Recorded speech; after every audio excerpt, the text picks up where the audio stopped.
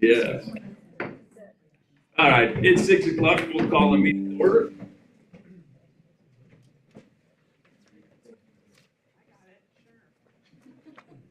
I pledge allegiance to the flag of the United States of America and to the republic for which it stands, one nation, under God, indivisible, with liberty and justice for all. I know, you're getting a flip. I got to do it. Next up, the board and the district would just like to thank all the veterans out there in our community. All the service and the time that these people have put in to make sure we stay free is greatly appreciated. It's Veterans Day, and sincere thank you to everybody who ever wore the uniform. That's right.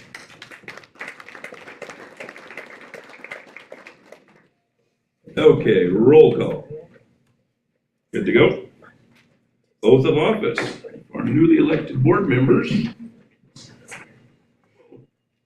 Would you like to come up in the center? Or? Yeah, please. In the center, absolutely. So we invite all the new board members to the center, please.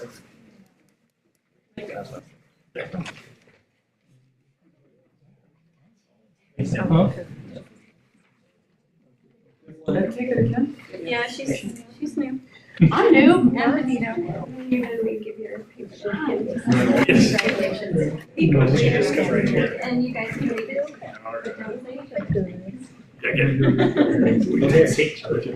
Well, just a bit, guys. Let us group up here just a little bit. Go ahead, can I run you over? Just a tone. It'll only take a minute. Okay. So raise your hands and repeat after me. I state your name. Do solemnly swear that I will support the Constitution and laws of the United States of America, the state of Wyoming, and the Johnson County School District #1 policies, that I will discharge the duties of my office with fidelity, that I have not knowingly violated any law of the state of Wyoming relating to my election or appointment, or caused it to be done by others, and that I will faithfully execute the duties of my office as a member of the governing board To the best of my ability. You guys got it. Thank you. Yeah, we stand up. Congratulations.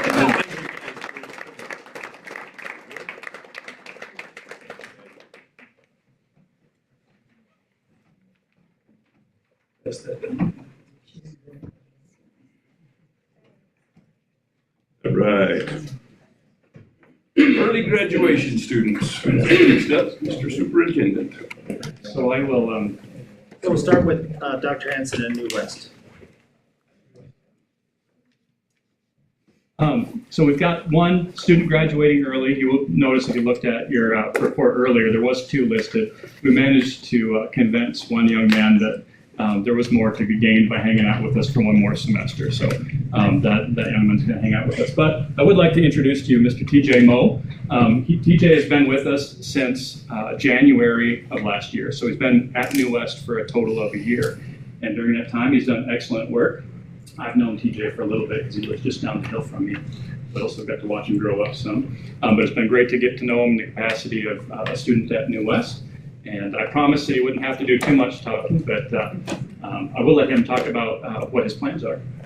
So for my plans after high school, I want to get straight into HVAC, and for what I'm kind of looking at is I want to do like hands-on experience first, and if I want to specialize in anything, then I'll go to trade school. But as of right now, I'm kind of just looking at my options to see what I have going for me. Very good. Questions from the board? Congratulations. Congratulations. Thank you.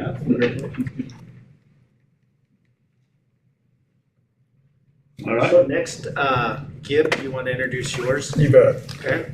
So you've met a number of our early grads. At a previous meeting, we do tonight have Sam Solness, who has met all the requirements for graduation from Buffalo High School.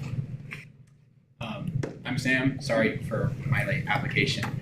I was figuring out with the curriculum. I was trying to get into the swing of things, but the staff excites me so much. I like get into the curriculum more than what I'm just being taught initially.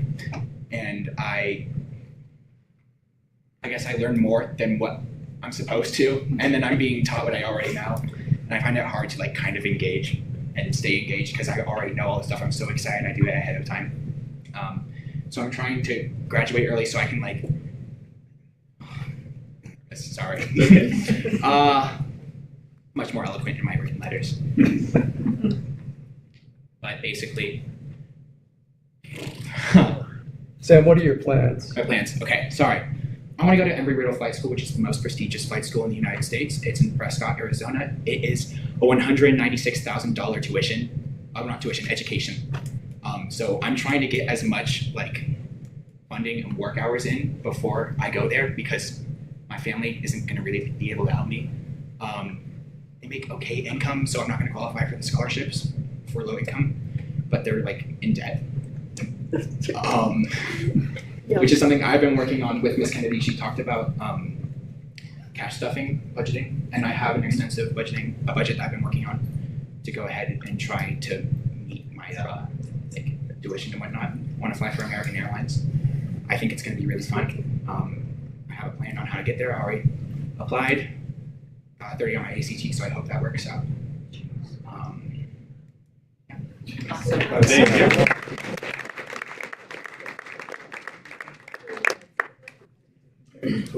So, as a board of trustees, we had an early graduate from KC that was earlier this year. So we are at the end of the first semester, and so Mr. Evans, I'll let you introduce. All right.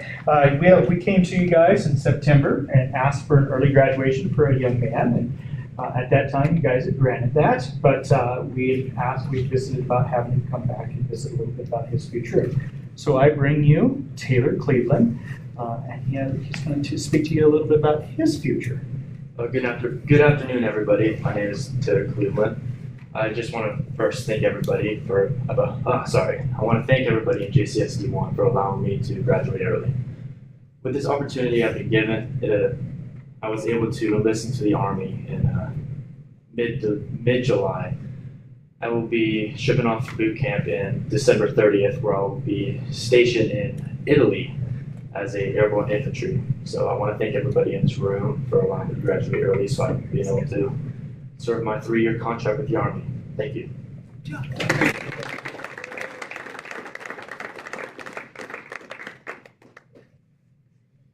Any questions? Maybe eventually, TJ, you'll get to flying there.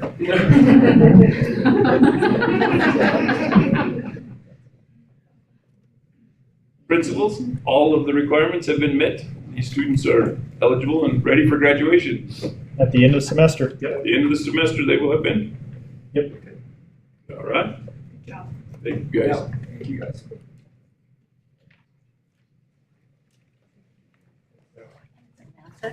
All right, hang around if you want. We now have BHS school. Indeed. So you are up with your team. You want to join?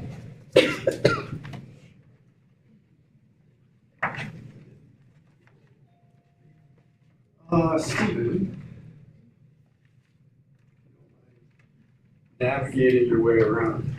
So if you would start us just on the board report. So a couple of things coming your way. You are going to get 2 copies paper because sometimes I think it's just easier to follow along with something in front of you instead of on the screen. I agree. You'll notice I read the swearing in. Yeah. So I just want you to have it in front of you. Thanks to Michelle for joining me. I appreciate her insight as well. So in front of you, you've got a couple of documents. So just to let you know what they are, you've got, no, not that one. You have the report card, right? So this is the state's report card for Buffalo High School. You also have a copy of the school improvement plan, right? And so we're going to go through both of those things and a little bit more. All right. So Stephen, if we can go maybe to the bottom, most of the stuff I want to go to is going to be linked at the bottom. And let's just start with a report card, if you would.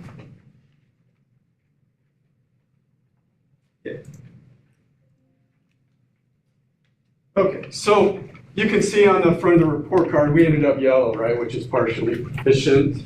I think it's important to understand why, right?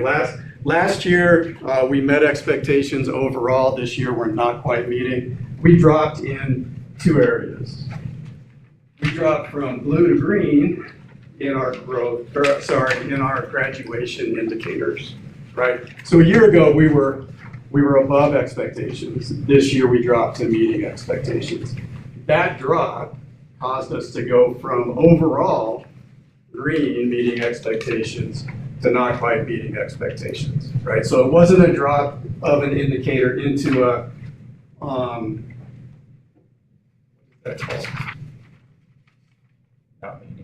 Thank you. It wasn't a drop in an indicator to not meeting. It was a drop in 2 indicators from exceeding to meeting. That's what caused us to go from overall score of meeting to an overall score of not meeting. Okay?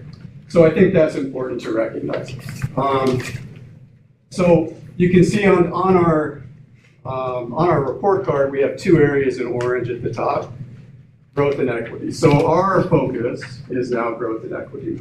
That's, and it has been, but we took time to address some things that we knew we could make a significant change in quickly when I arrived at Buffalo High School. So with the help of the whole staff, we moved indicators at the bottom, the grade 9 credits, the post-secondary readiness, the 4-year on-time graduation.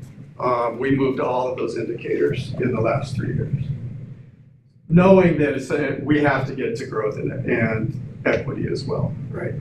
So our focus now obviously is on that growth and equity stuff. Okay, so that's our school improvement plan is based on these indicators, right? So I think it's important that we just understand what we're going to talk about. Okay, so Stephen, if we could go back, please, to the board report, and let's click on the score comparison.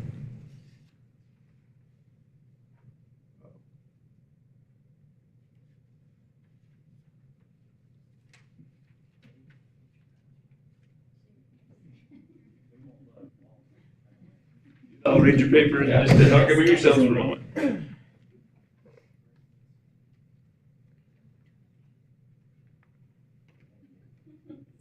Okay.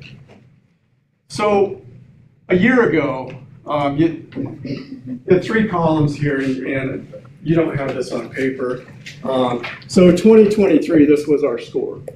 Right? So that first column, a year ago when we got our score report card, that was the score. We set a goal, we do every year. You set a goal for those indicators for the following year. So our goal for 2024 is the middle column. What we achieved is the last column. So if it's in green, we actually exceeded our goal. Right? We grew from, sorry, we didn't exceed the goal. We grew from our score in 2023. So from 2023 to 2024, we improved in that area, right? First one, the weighted average, 1.4 to a 1.6 this year. Achievement, we went from a 44. Our goal was a 46. We hit 53. So everything in green there, as you read across, those things all improved. That's good. That's really good stuff. We had one area that I just consider flat, right? 2023, extended graduation rate. Our score was an 87. We put a goal of an 88. It's a little harder to move. It's a lagging indicator. We stayed flat at 87. And then we look at achievement and growth, right? We actually went down in 2 areas. We had a 48.1 in achievement in 2023. We set a goal for 50. We ended up at 43.4. And in growth, we had a 43.4 last year. We set a goal for a 45. We ended up at 40.5, right? So we dropped down in 2 areas, but we grew or remained the same in 1 in all of those other areas. So in 6 areas, we met or exceeded the goal. In 3 areas, we improved but didn't meet our goal. One area we remained flat, and in 2 areas we didn't do as well as we should. Well, we didn't meet our goal, right? So I think that's important too. Over the course of the last year, we have set goals. In some cases, we exceeded the goal, but in a lot of cases, we grew. We got better. So, Yeah, but if I can ask real quick, what's achievement measured by? So achievement is the based on YTOP, right? And it's the number of students who score proficient and above. Thank you. Yeah. Okay, so Stephen, I gotta get my notes. Let's go to the school improvement plan. So now you have this in front of you again. There's a lot of information here. One of the things that I want you to recognize is the school improvement plan. Like Charles, I'm a huge fan of school improvement plans. I think we need a living document that guides our work that we can measure ourselves by. That's what a school improvement plan does.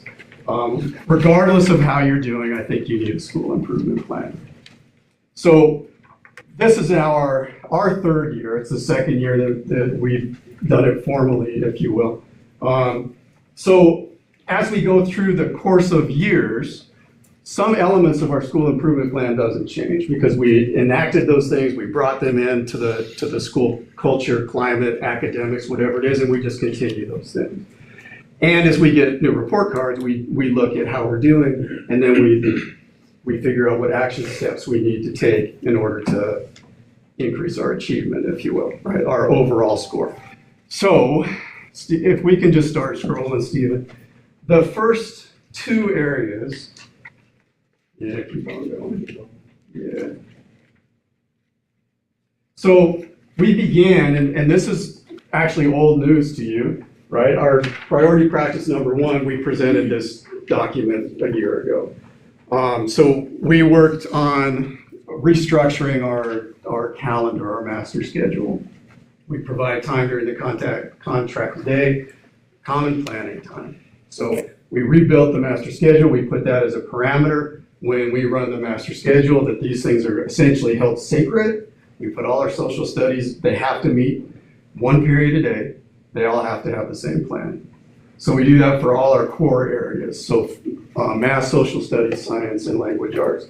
We're not at the point where we can also schedule all of our electives in the same time. We're just not there. The truth is, the more bodies you have, the easier it becomes because you have other places to send kids, and we're just not at that point yet. So this is all stuff that we put in place 2 years ago. All right, Stephen, let's just keep on going. We'll get down to PLC model. We're in our 2nd official year with this work. In year 1, we focused on question 1. And this year we're focusing on question 2, which is all the alignment. It's the question is how will you know when students know it, right? And that's all about assessment. So that's what we're focused on now. So you can see back in 2023, these are the things, well, we went back as far as 22 at Buffalo High School, but these are all the things that we brought into play at that time. Right. All of this is really PLC work, and what I think is tremendously important is peer observation. So that's our last item there, where we just ask teachers every semester to go out, spend 20 minutes observing another teacher, and then have a conversation about what they see, right? About just great instructional practices, things that maybe those teachers can take back to their classroom and try. Great conversation. All right, so Stephen, let's go down to number 2. Again, this stuff you saw a year ago. This is the same stuff that we did, right? So we're looking at assessment through collaborative team meetings. We're looking at peer-reviewed assessments, which means a math teacher brings their Algebra 1 test in front of the math department, and they sit down and they discuss that assessment because they all know Algebra 1, right? And so teachers get feedback on the assessments that they build. We're not here asking teachers to collaboratively build the assessment. We're asking them to review collaboratively an assessment and provide input. 2 different things. Okay. And again, we're still doing observations. I do have the offer to my teachers that if they would like to go to Sheridan or to Gillette or to Natrona to see somebody teaching chemistry, if they want some new ideas, I'll send them. Critically important to get out and see what others are doing. And then we ask teachers to come back and try something, right? Okay, so again, this is old. This is existing stuff, right? Again, back to August of 22. You can see down at the bottom of this, we have implemented some new things, including what we term as seconds, but we'll talk about that in a minute.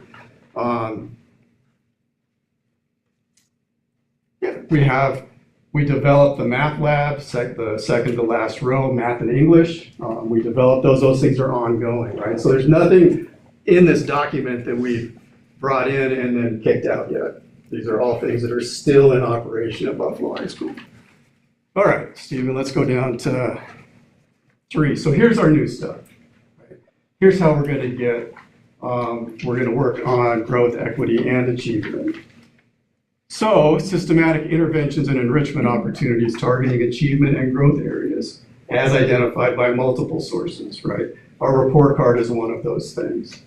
The YTOP, we're using some literacy screeners now because we have the opportunity to have literacy specialists and interventionists at Buffalo High School for the first time since I've been there. Phenomenal. We look at course grades, we run weekly DF lists, we look at missing assignment lists every day, and I'm sure we do some more stuff. We're doing this because we want to identify early where students need an intervention, right? We also need interventions to be systematic. They need to be built into the school day, right? They can't be an option, first of all, for students. We can't invite them. If it's important, they need to come and they need to do it. It's not an invitation, it's a requirement. So these targeted interventions. We have interventions multiple times a week. We'll get to how we structure those things. So let's go down, Stephen, to the action. All right, so this is like this year's list. Yes. This is a lot of stuff. So we have Sabina Damone with us half-time, right? And so she's doing this literacy screening and intervention. So she screened all of our students, and she identified the students that need the most help in literacy. And she now meets with those students. She has been meeting with them twice a week. We're up in that to 4 times. We're just working on the structure of that, but that's happening. We're at 3 right now. So we have that, and she's got targeted interventions for those students. We are doing our lunch intervention, and you've heard about that, right? And again, this lunch intervention, we run our missing assignment list every beginning of second period, every day. And the goal here is really, there's 2 goals to this. The first one is to get a better understanding of why a student doesn't do the work. We have to assume that if a teacher is assigning the work is important, right? If I'm going to assign it, the work is important. So why aren't students doing it? We know sometimes students just get busy. We know sometimes students just don't want to do the work. But as Chris Cox and I make the rounds every day to at least 4 different classrooms with 80 students total, right? 20 kids in a class during lunch, the question is asked. Do you know what you need to do? Yeah. Do you know how to do it? Yeah. Sometimes, do you know what you need to do? I don't know. Well, then we sit down. We first of all show them how to find a new power spool, but then we show them, because they all have control over this. And then we flip open our paper and we say, here's what you need right here. And sometimes we say, do you know what you need to do? Do you know how to do it? Now we have an academic intervention, entirely different. So a student doesn't do the work because they don't know how to do the work. It's really hard with 24 students in a class for a teacher to stay on that every day, because the students are leaving with the presumption often that They're leaving, they didn't ask the question, everybody's good, they know what to do. And then they don't do it. And so we're catching those kids. And if they're sitting in a room with a social studies teacher for seconds, but they don't know what to do in science, we immediately connect them with a science teacher. Time to go learn what you need to do. So that's just the first one, or the second one, sorry. Advisory, so we've changed the structure of advisory. So we now have priority days, math Mondays, science Tuesday, English Wednesday, social studies Thursday. And I may have the order wrong, but Monday through Thursday, there's a priority day.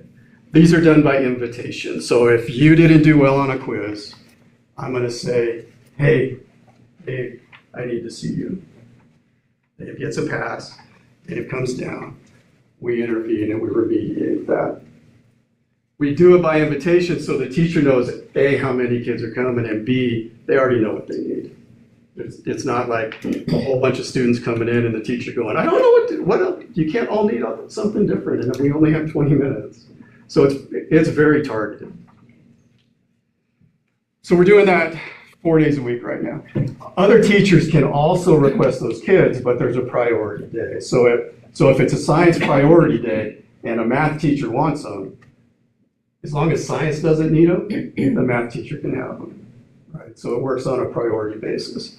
Our goal here in Richmond, and I mentioned this the other day, our goal is to then begin, and I'm hoping we can like run this little tiny pilot between Thanksgiving and Christmas where we can begin to offer students a chance to do something they don't get to do in their regular day, right? So again, for example, we have some students that don't have time to take woods. Mr. Rivera said, hey, I could offer just a fishing net building session, right? And so it might be a 2-week unit or 3-week unit. And all the students will have to do is come in and they'll safety test on the tools required for that thing. And then they build these custom fishing nets because they don't have a chance to do that otherwise. So that's kind of our goal there, all around the building, teachers offering opportunities for kids. We do then also do a grade level team intervention. So every 2 weeks our teachers meet in grade level teams. So 9th grade, 10th grade, 11th grade, 12th grade, every teacher's on the team. One of the things that we've included in that, this is really their chance to talk about an individual student because the PLC collaboration time isn't for that. This is the opportunity which they use to talk about students that they're concerned with, right? And so we developed a new form for this school year called Students of Concern. And the idea with that is that if they have a student, a teacher, they agree that they've got a student that they're struggling with, they'll come up with a list of interventions, things to try. They go out and try them. And 2 weeks later, they come back with the data and they say, hey, this really worked for me, right? And they may all try different things. But the idea is let's figure out what's working for a kid. So far, that's been pretty good. And teachers leave that meeting with a plan, right? If the student still needs intervention following that, then it's going to come to the counseling office, to me, and we're going to look at what else we can do. So that's grade level teams, we call them pods, have been around Buffalo High School forever. We just have kind of tweaked part of that purpose. And then we do this intervention course offerings. Charles and a group were there in the building one day during 7th period, I think it was, and they got to see some of our teachers working with a group of students who struggle in math or struggle in English, and it's a small group. They get a lot of one-on-one help with those content areas. So we are doing that this year. We also look at second semester with math lab and English lab. And so those are credit recovery opportunities for our students. So we have a student who doesn't pass Algebra 1 first semester. We roll them right into Algebra 1 first semester, second semester. So that they finish, because we have this indicator, grade 9 credits, they finish by earning all the credit that they need. Right? They're not credit deficit as freshmen, which is not a good situation to be in. So we do that in both math and English, depending on our numbers. We also do a math lab. So we know, looking at Y-top scores, talking with 8th grade teachers in math, we know which students are predictably going to struggle in Algebra 1. So we contact those parents and we say, listen, we do have this opportunity. Your student is enrolled in Algebra 1, but we can also offer them this math lab. So it's an Algebra 1 lab. That's not our alarm. Keep going. Yes, you're good, you're good. It's an Algebra 1 lab, so they get Algebra 1 with their regular class, but then they get a second period with Ms. Nelson to pre-teach and reteach those things. The success rate of that has been phenomenal. We had the first year that we did it, every student who took the math lab option passed Algebra 1, every single one. It's been great. Just a super good thing. So we continue that as one of these intervention course offerings. So this is a systematic plan to address our growth and our equity, as well as our achievement. I mean, this will boost our achievement. So that's the school improvement plan. Stephen, if we can go back to the board report one more time. And if we can go down to, actually, would you go up? Sorry. So what I would like to show you, just come on down, let's put this. Oh, down. Sorry. So we can get, there you go. So check this list out. In 3 years,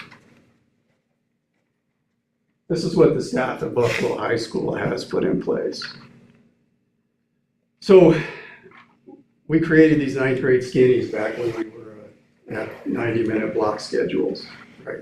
We made a priority schedule that our English 9 and our social studies 9 were back to back, so that halfway through first period, Sandy Moon at the time and Brent Gross just switched kids. They were 45 minutes in English, then they went to social studies, because we have all our 9th graders in those 2 classes. It's the only 2 that work. So we created these skinnies so that those 2 teachers saw every student every day. Made a huge difference, huge. That's part of this, some of these master schedule changes, but we went from a hybrid block to continuing the hybrid block, but putting all 8 periods on Friday, to now having all 8 periods all week. So that's been a transition over the last 3 years. We use a lot more teacher communication between the middle school and the high school with regard to where students coming out of the middle school should be placed. A lot more communication with the teachers, a lot more looking at the 8th grade Y-top data. But we look at everything from attendance to behavior to academics. We look at the whole picture of a student to figure out, should they go to geometry and construction or to intermediate algebra, for example. We did realize last year we had students in this geometry and construction class who were then being asked to go straight into Algebra 2. We were providing them the foundation to be super successful to make that leap. So we built a new class called Intermediate Algebra, so these students have a natural transition where they can now be way more successful. Math Lab and ELA Lab are up there. We brought in the ACT suite of assessments, and you will see that actually on the post-secondary readiness report, the example that's included in the board report. So our students, beginning in 9th grade, they're taking their grade level ACT. It's great practice. It's a great indicator for what they need to work on and what they're doing well on. So we do it in 9th grade. We do, again, the 10th grade version before they take the ACT in 11th grade. We use Naviance both as career navigation and as ACT prep. We're doing our credit recovery. Special assignment is the class, we call that the class that Charles, your group was able to see. a week or 2 weeks ago. We have included these advisory interventions at this point. We're running seconds. We've got the Common Prep and PLC work, which focuses both on academics, assessment, things like that, and instructional practices. What is good instruction? What does it look like? We've changed our math sequencing. We also now do the ASVAB for all students, and that's included in that PSR report as well. That ASVAB is one of the components of measure for our post-secondary readiness, which is on our school report card. Tremendous amount of stuff. So one of the things Gibbs keeps referencing that we've seen, that was our learning walks that we did as an administrative team to kind of tighten up what we're doing with our evaluations and growth model. And then not to confuse that with the PLC walks that we're also trying to do building to building with Mitchcraft. So when we say there was a group of administrators from Johnson County, we were doing learning walks in relevance to just kind of, I guess, want to be a systems check, a consistency check with that piece. So that's what Gibbs is referring to when we talked about teams being in the buildings.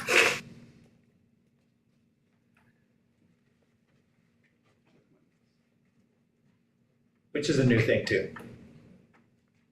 Yes, and it'll be a good thing. Yeah. Thanks, Steve. Questions for me? Questions from the board?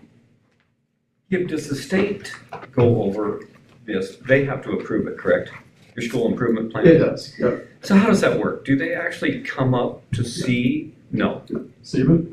I have no idea. So Dave, You've never seen anybody from the I state. can answer that question. So in reference to that question is, part of the accountability system is, well, first of all, is now it's common practice to do school improvement plans.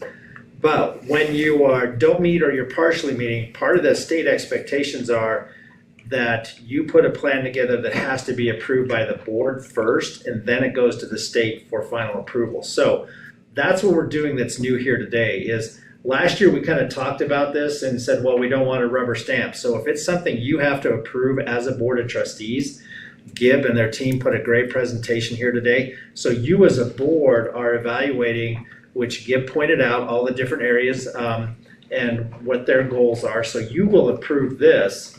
And then the state looks at it by saying, okay, board of trustees, if you've approved it, then there's some accountability with it. And then it goes off to the state for final approval. So in most cases, it's going to be a rubber stamp of approval. But if they come back and say, hey, there's some areas that we don't really like in this plan, then we would come back and work with that process. But the state accountability model says, look at, you need a school improvement plan because you either didn't meet or you're partially meeting. That needs to be put together by building leadership in their teams, presented to you as a board for final approval. We will have to document that you approved this tonight. And then with the help of Dr. Miller, we will submit this to the state for final approval. So, Charles, it looks great to me. It sounds good. So I want to do the what if. What if it doesn't work? And what if you don't grow in those areas? Then what? So Dave, this is where it comes back to, I'm getting excited now too. This is not excited, believe me. This is the part where state accountability is a real thing. So when we talk about data retreats and start looking at that, is we should be doing this as a PLC district. So if it didn't work, then we probably need to reevaluate why it didn't work and then make changes annually through that process. So you see everything up there that they've already put in place over the last 2 to 3 years. And so as we monitor that, that's what a true PLC district is doing. We're monitoring the data, and a goal is a target. All right, you have to remember, if you miss it, then you better figure out why and then readjust. So that's the whole process about looking at data from the top down, from you as a board through each one of the buildings. When we start looking at performance, this is what we're held accountable for. This is the process we're in. So I think what you're seeing here, to answer your question, Dave, as a board member is, yeah, so what if we don't meet some of these things? Then we need to reevaluate and readjust and not just continue the journey. So that's why this is an annual piece that we're, now, I would hope to see, because there's some lagging indicators in this. There are some things that they've already got in place. There are some things that we will look at, but the reality is this plan, what we're showing you here tonight, what they're showing you here tonight, I'll take the we out, this is them and their buildings, because each building is a little different. This is them looking at what the state is saying we're doing or not doing, developing a plan and putting it into motion. Now, we could exceed those goals, but we also showed at the very beginning, we were here and we fell. So guess what? We need to decide why we went down a notch and make sure we don't do that again. So what are some of the things we're putting in place? So the reality is, I feel it's a great school improvement plan. Now it's Gibbs' job and his team's job to make sure that everything they've presented tonight really is going to move the needle next year with some of the things we say, right? Is that fair? Absolutely fair. So the other thing I would ask you is, as you have these interventions, do you have enough staff to do the interventions during lunch hour or substitutes or whatever you need? Do you have what you need? That's what I guess is what I'm trying to ask. Right now, the answer is yes. Okay. We have, And I applaud those teachers for taking time out of their lunch hour to come and help the kids that need it. Yep. That's awesome. we have, I think at the moment, 6 teachers kind of doing a rotating basis, and regularly we use 4 a day. There's a demand. And it's interesting, you talk to students, some of them will just tell you, I like this. I can get my work done here, I don't have to take it home. I like this. And so they show up. Is that exactly what I want? No. But if they're sitting in a classroom, they're having lunch with a teacher, if they have a question, they get it answered. So it's hard to say no to that. A lot of times you just need that little extra help. Mm-hmm. For sure. And the vast majority, on any given day, the majority of our teachers are in the building, right? And so, again, when we have a kid who needs some help in science, our teachers they're so willing to say, just send them up. So, one more question, then I'll be quiet. Oh, you're good. So you implemented the PLC, did you say 2 years ago? 2 years ago we started. Do you find it helpful? Yeah. So Dave, I've been doing PLC work for 15 years in districts, and I can tell you in my experience and the research says, when it's done right, it's the #1 indicator to improve student learning. #1. It is the best thing we can do. So we're still kind of getting Oh, there. absolutely. Yeah. And I know what Yes. Charles, you told us is there are districts that have been doing it for 8 years and they're still trying to hit. It's a lot easier in the younger grades, It is. but in the high school or secondary, it's always an ongoing thing, and it's always ongoing in every building. But there was an administrator that said, we started this journey, but it was between buildings a long time ago, because I think it's been around for quite a while. Mhm. I know it has. But as a district focus, since I've been here, this is a district focus that we've done, expectation across the district. So that's why we brought in the trainings and some of the things that we're doing, and that's some of the work we've done with Mitch. It's not only the PLC work that's happening here, but it's alignment of curriculum and assessment that's critical to that piece too. So give us a board, is there anything you need from us? Just, no, your continued support for us doing good stuff. I welcome the questions always. I hope you know that. Our job is to monitor all this stuff. Some of it we can only monitor at the end of the semester.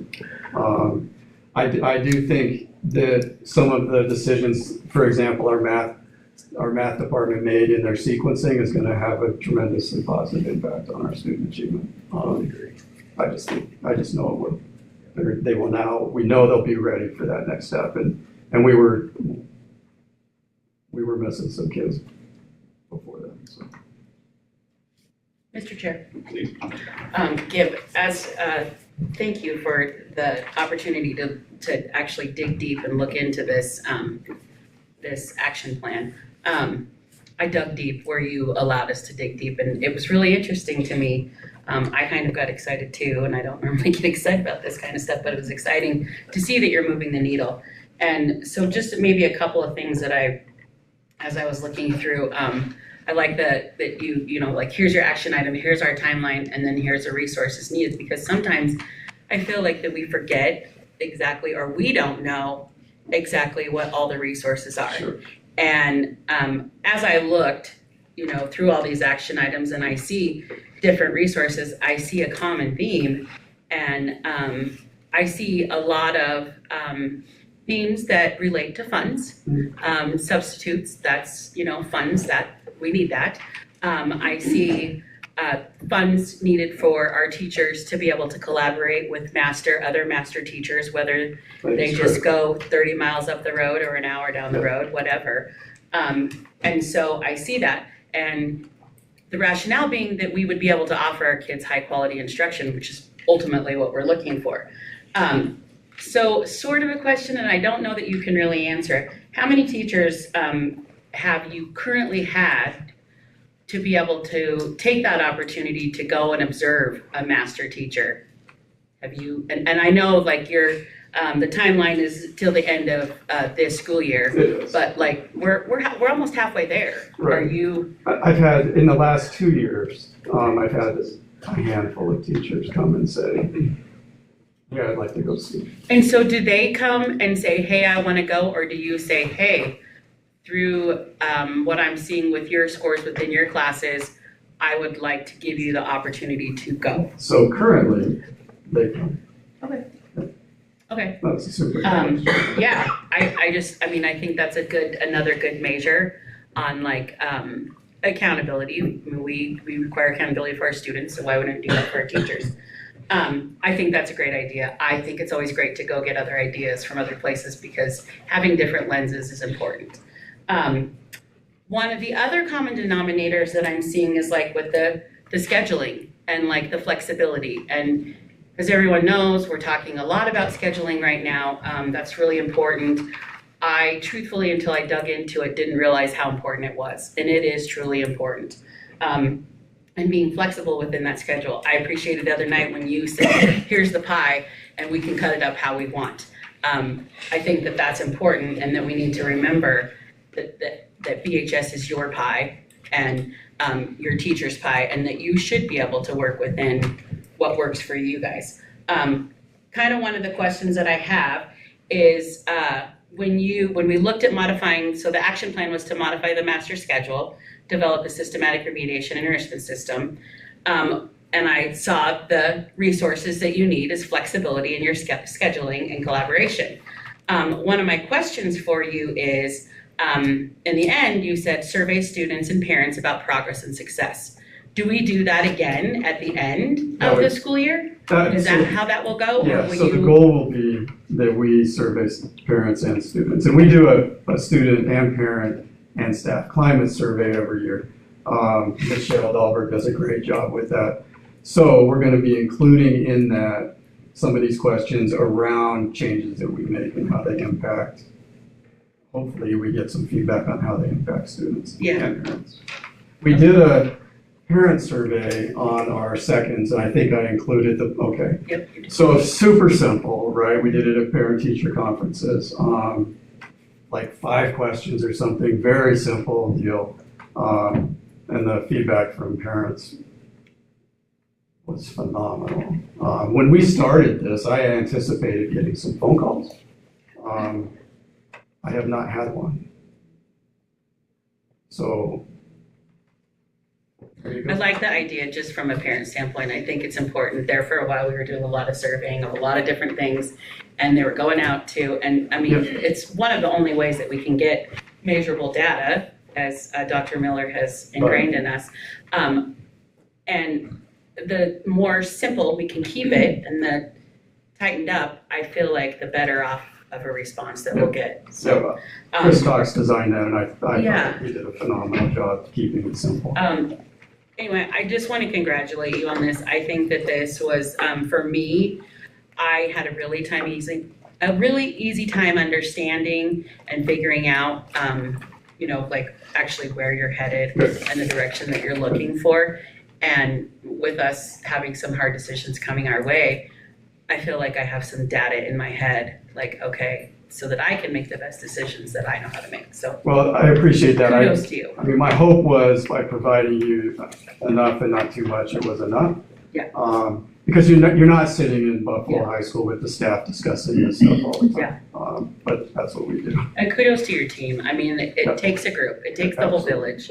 And when I see that you as the leadership of that building you have these goals.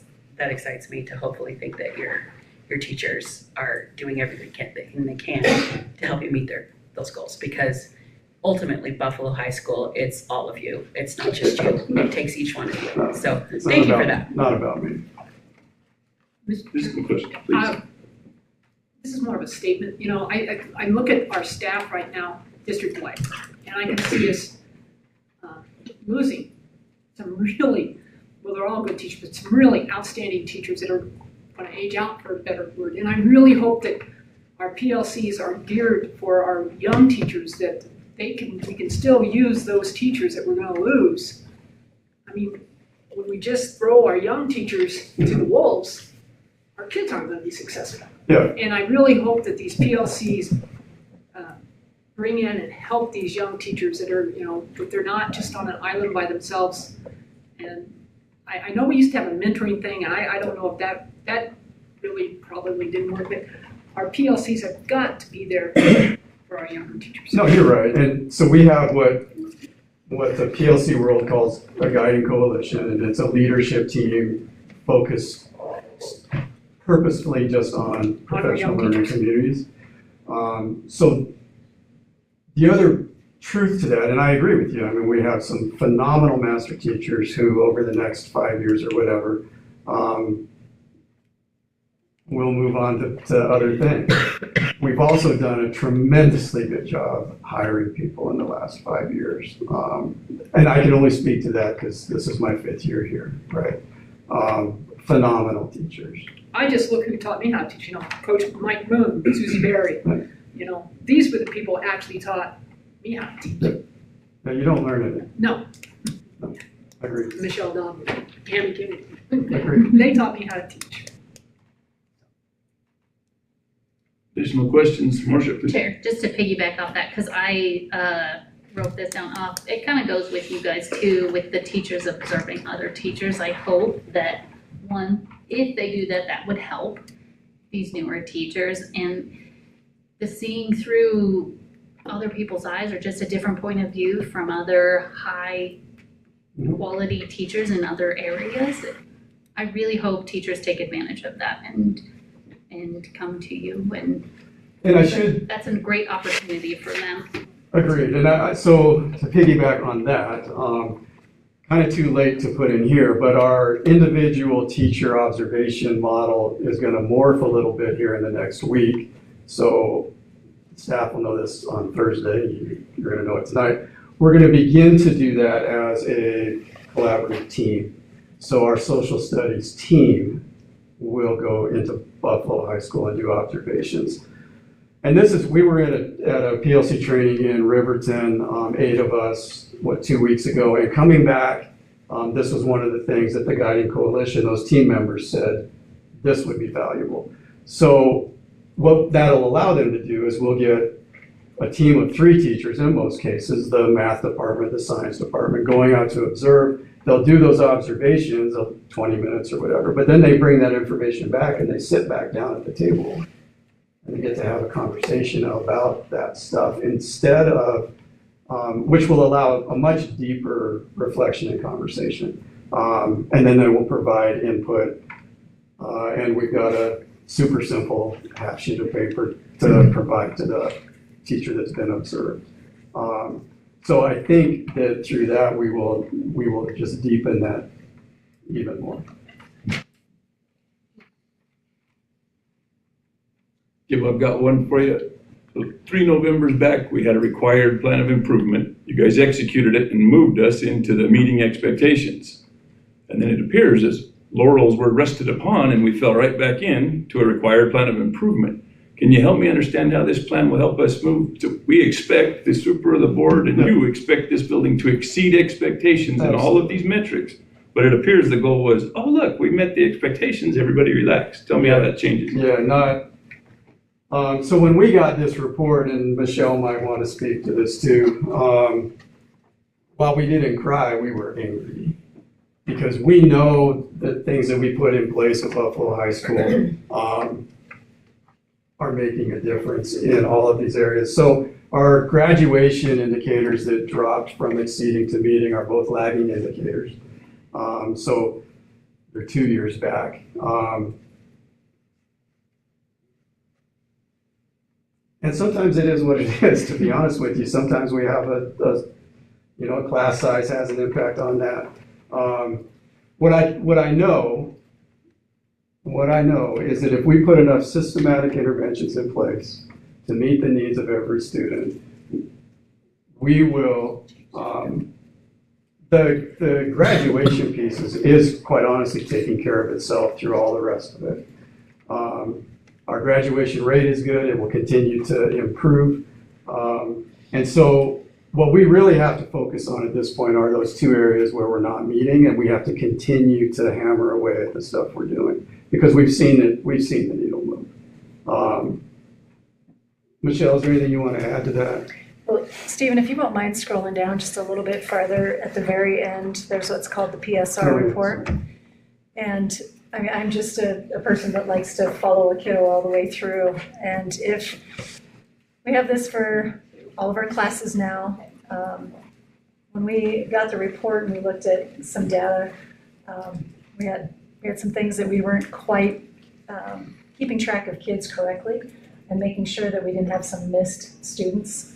And so over the last year, Jake and I have just really been working on our CTE pathways with our students and their accountability. This also has their ACT score and their ASVAB scores.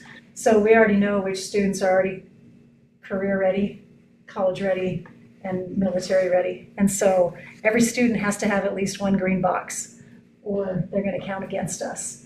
And so as I've learned more in my role, I mean, I was a business teacher forever and just trying to learn the school counselor stuff, and I'm learning stuff all the time.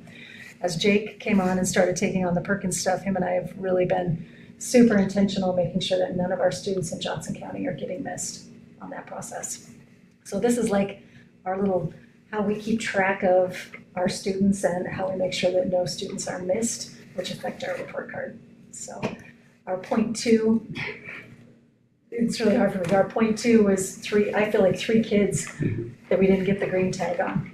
And it's just all of us learning and making sure that we're keeping good track of each student. So I really feel like with those 3 kids, I have to give so many times like, these 3 kids, we could have had that point 2. So that's how we're trying to do better too. Thank you. Anything else from the board? All right, thank you. Thank you. Well done. Okay, next up, additions or accept the agenda. Anybody anything on the agenda that they feel like we need to modify or update? I'd entertain a motion. I make a motion to accept the agenda as presented. Got a motion and a second from Jen Casey. Any discussion from the board? All in favor of? Mr. Chair. Please. So I have a question. How many surplus TVs do we have? I think it's 12. It might end up being 15. 12 to 15? Yeah. And so my question might be is, as we try to involve the community in our schools and that kind of stuff, is there a reason that the community members wouldn't also be allowed to enter the raffle? I think there's a lot of staff that really want them. What's that? There's a lot of staff that are really... So Dave, to help answer that question, we did a very similar thing with the surplus. We allowed the staff to have first access, and then what did get picked up, then we went to the community. So the intention is if we don't have staff members that are interested, it would be public. So just kind of following the same protocol we did with the surpluses that we had this last summer. So. Mr. Chair. Please. Are we talking about looking at the additions or acceptance of the agenda? Or Yes, we're at the acceptance of agenda. We're not in the consent. We haven't got the consent at this This time. conversation take place on the consent because I had some questions. I believe so too. I think that's the appropriate place, but if we needed to pull something out of consent because of a concern, this is how we know. So the It's right question's here? proper, and Okay. now's the time. Okay, then I'm gonna ask. Please. I was just approached, good question, Dave. Also on the TV surplus raffle. I was approached by a community member that was questioning if it would be an opportunity for senior gifts at the senior party. Would that be something that we could put it at their graduation party. For Casey, New West, and Buffalo High School, if that would be an option as well, that it would go to students. Like a drawing on that too. So it was just an option. It was something that I said I would ask. So I'm asking. We just really don't wanna move them around and store them for very long. We're hoping to get rid of them before Thanksgiving. I would almost bet, I'm not gonna say for sure, but I would almost bet that if we decided to do that, we could probably find somewhere to store them.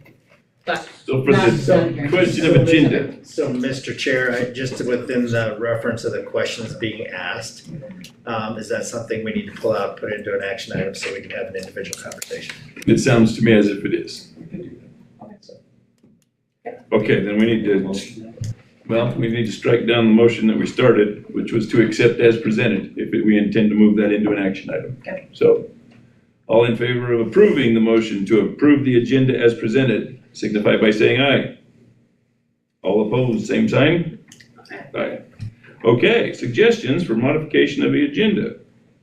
I make a motion for the modification to move the TV surplus raffle into the action items. Action item would be E. Okay, we'll move that down to E, was seconded by Marcia. Okay, all in favor of approving the modified agenda, moving this item down to action item E, signify by saying aye. Aye. Opposed, same sign? Okay. So next up, consent agenda. No action item. No. Oh, I'm sorry. Sorry, I think I'm on 2, unless I'm about to blow up, which I tend to do often. Anyway, 2, consent agenda. I make a motion to pursue, Approve. approve the consent agenda as presented. With the modifications. Oh, with the modification of moving the surplus to the action item E. I'll second that. Got a motion and a second. Annette and Dave? Any discussion from the board? All in favor of approving the consent agenda as modified, signify by saying aye. Aye. Opposed, same sign? Righto. Now to action items. Policy revision, first reading. We have 3 of these. FEG, FFGB, and FG, all of which, Heidi, if I'm right, we don't have these, and the WSBA recommended we adopt. Okay. A motion from the So I'll board. make a motion to accept policy FEG, construction contracts. Okay, Second. motion and a second to accept FEG, Dave and Marcia, as presented. Discussion from the board. FEG competitive contracts.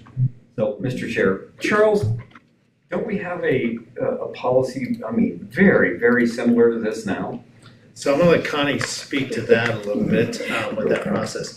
But we have a procurement, which we went through the federal investigation. And as I wanna just remind, we do have it and it's getting tweaked, but again, this is the School Boards Association of an audit that when we come back to some different things, this is more of a recommendation of what we're doing with construction contracts and bidding and awards, but I will let Connie speak to that. Yeah, it's about construction versus the others is supplies and materials.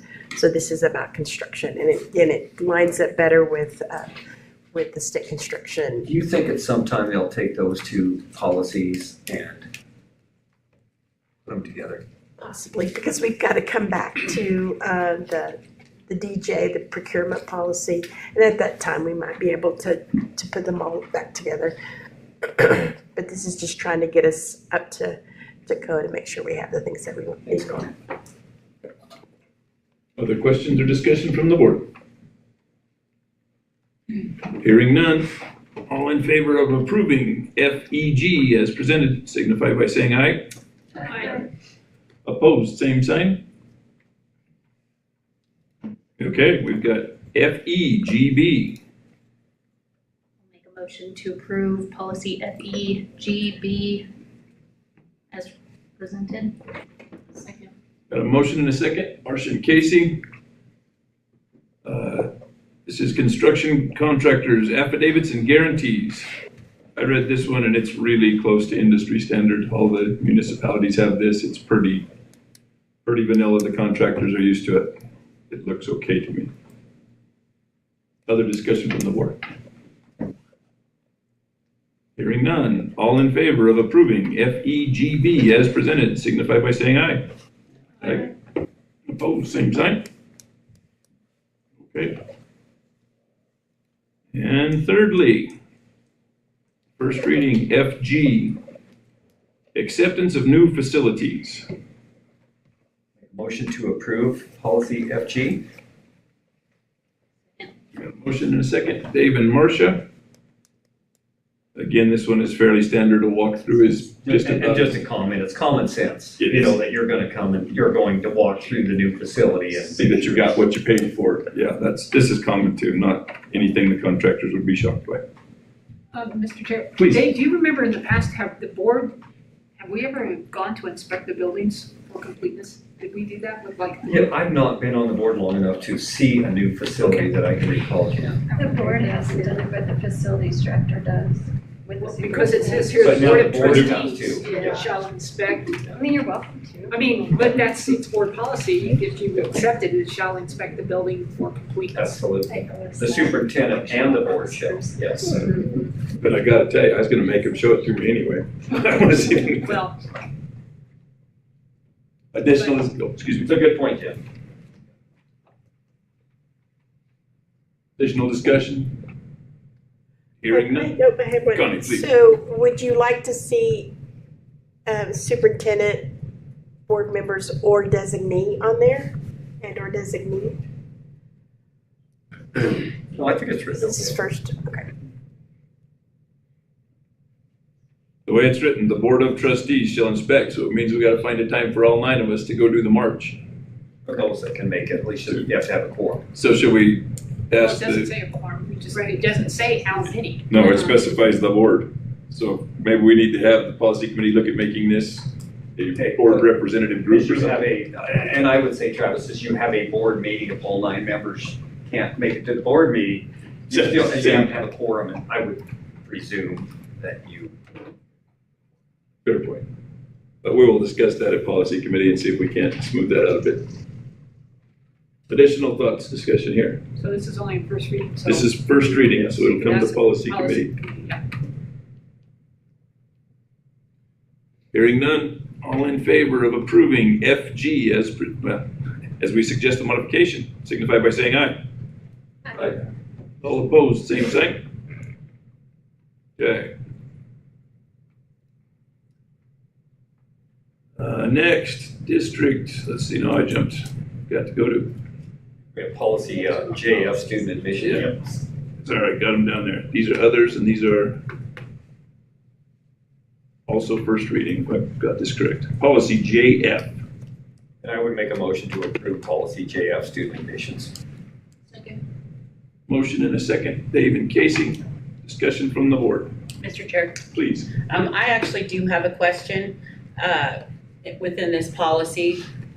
Do we have an exemption policy on immunizations?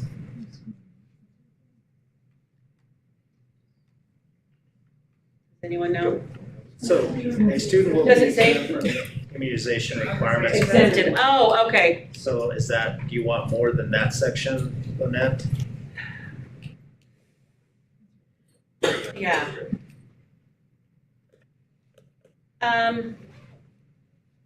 See, well, it's kind of, yeah, I guess it does, it is, I guess I'm reading it as it is standard. I just want to be sure that we have the protection for the other side too, and I guess that does, I see the physicians and then I see the parents, so actually I'm good with it. Just wanted to be sure.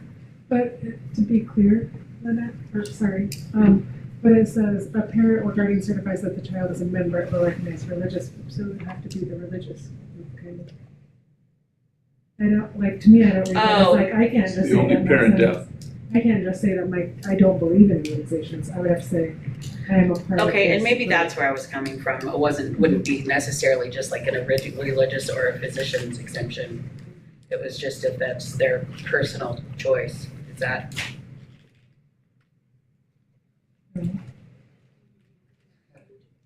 I mean, we do. Anybody can certify that they're a member or be recognized. So that's part of a discussion. So I think part of what the liability or responsibility of the district is that some kind of letter or certifies that this is what they believe, part of that process. So I think honestly, this was reviewed by the School Boards Association to make sure everybody has an opportunity. So if we got into that scenario, what we would typically do is make sure that we're following policy and be referenced to legal counsel.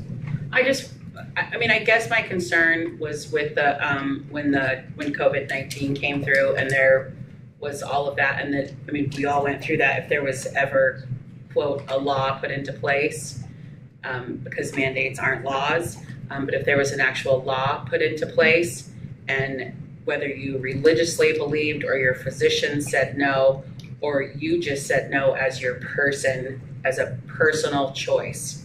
I'm big on personal choice. So I don't know. This is smart. This has got to be smarter than me. I'm just questioning. No, it's a great question. So again, this is first reading, so we can do a little more in depth. Okay. So Heidi, would you note that we'll talk? The discussion or question from the board? Yeah.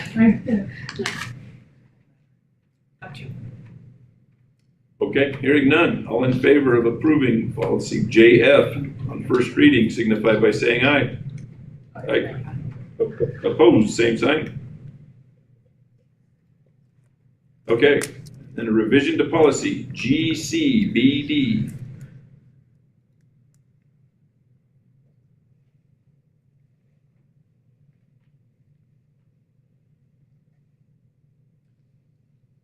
I'll make a motion to accept policy JCSD, employees fringe benefits, as presented. Got a second. So a motion and a second. Dave and Marcia to approve JCSD as presented. Discussion.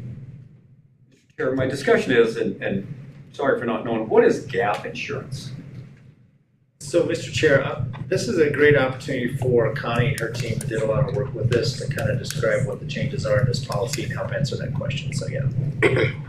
So what we have is that we pay for workman's comp for high-risk employees.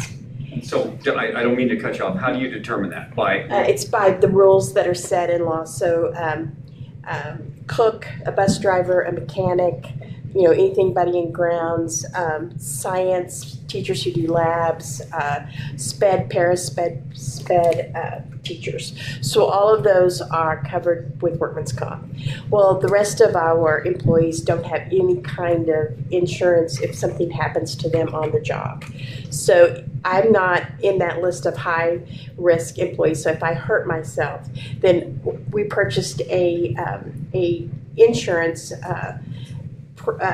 plan that will pay the difference between your out-of-pocket and the insurance. So if you've got insurance and your out-of-pocket is $500 and the insurance picks up $4,500 of a $500 bill, the gap insurance would cover the $500.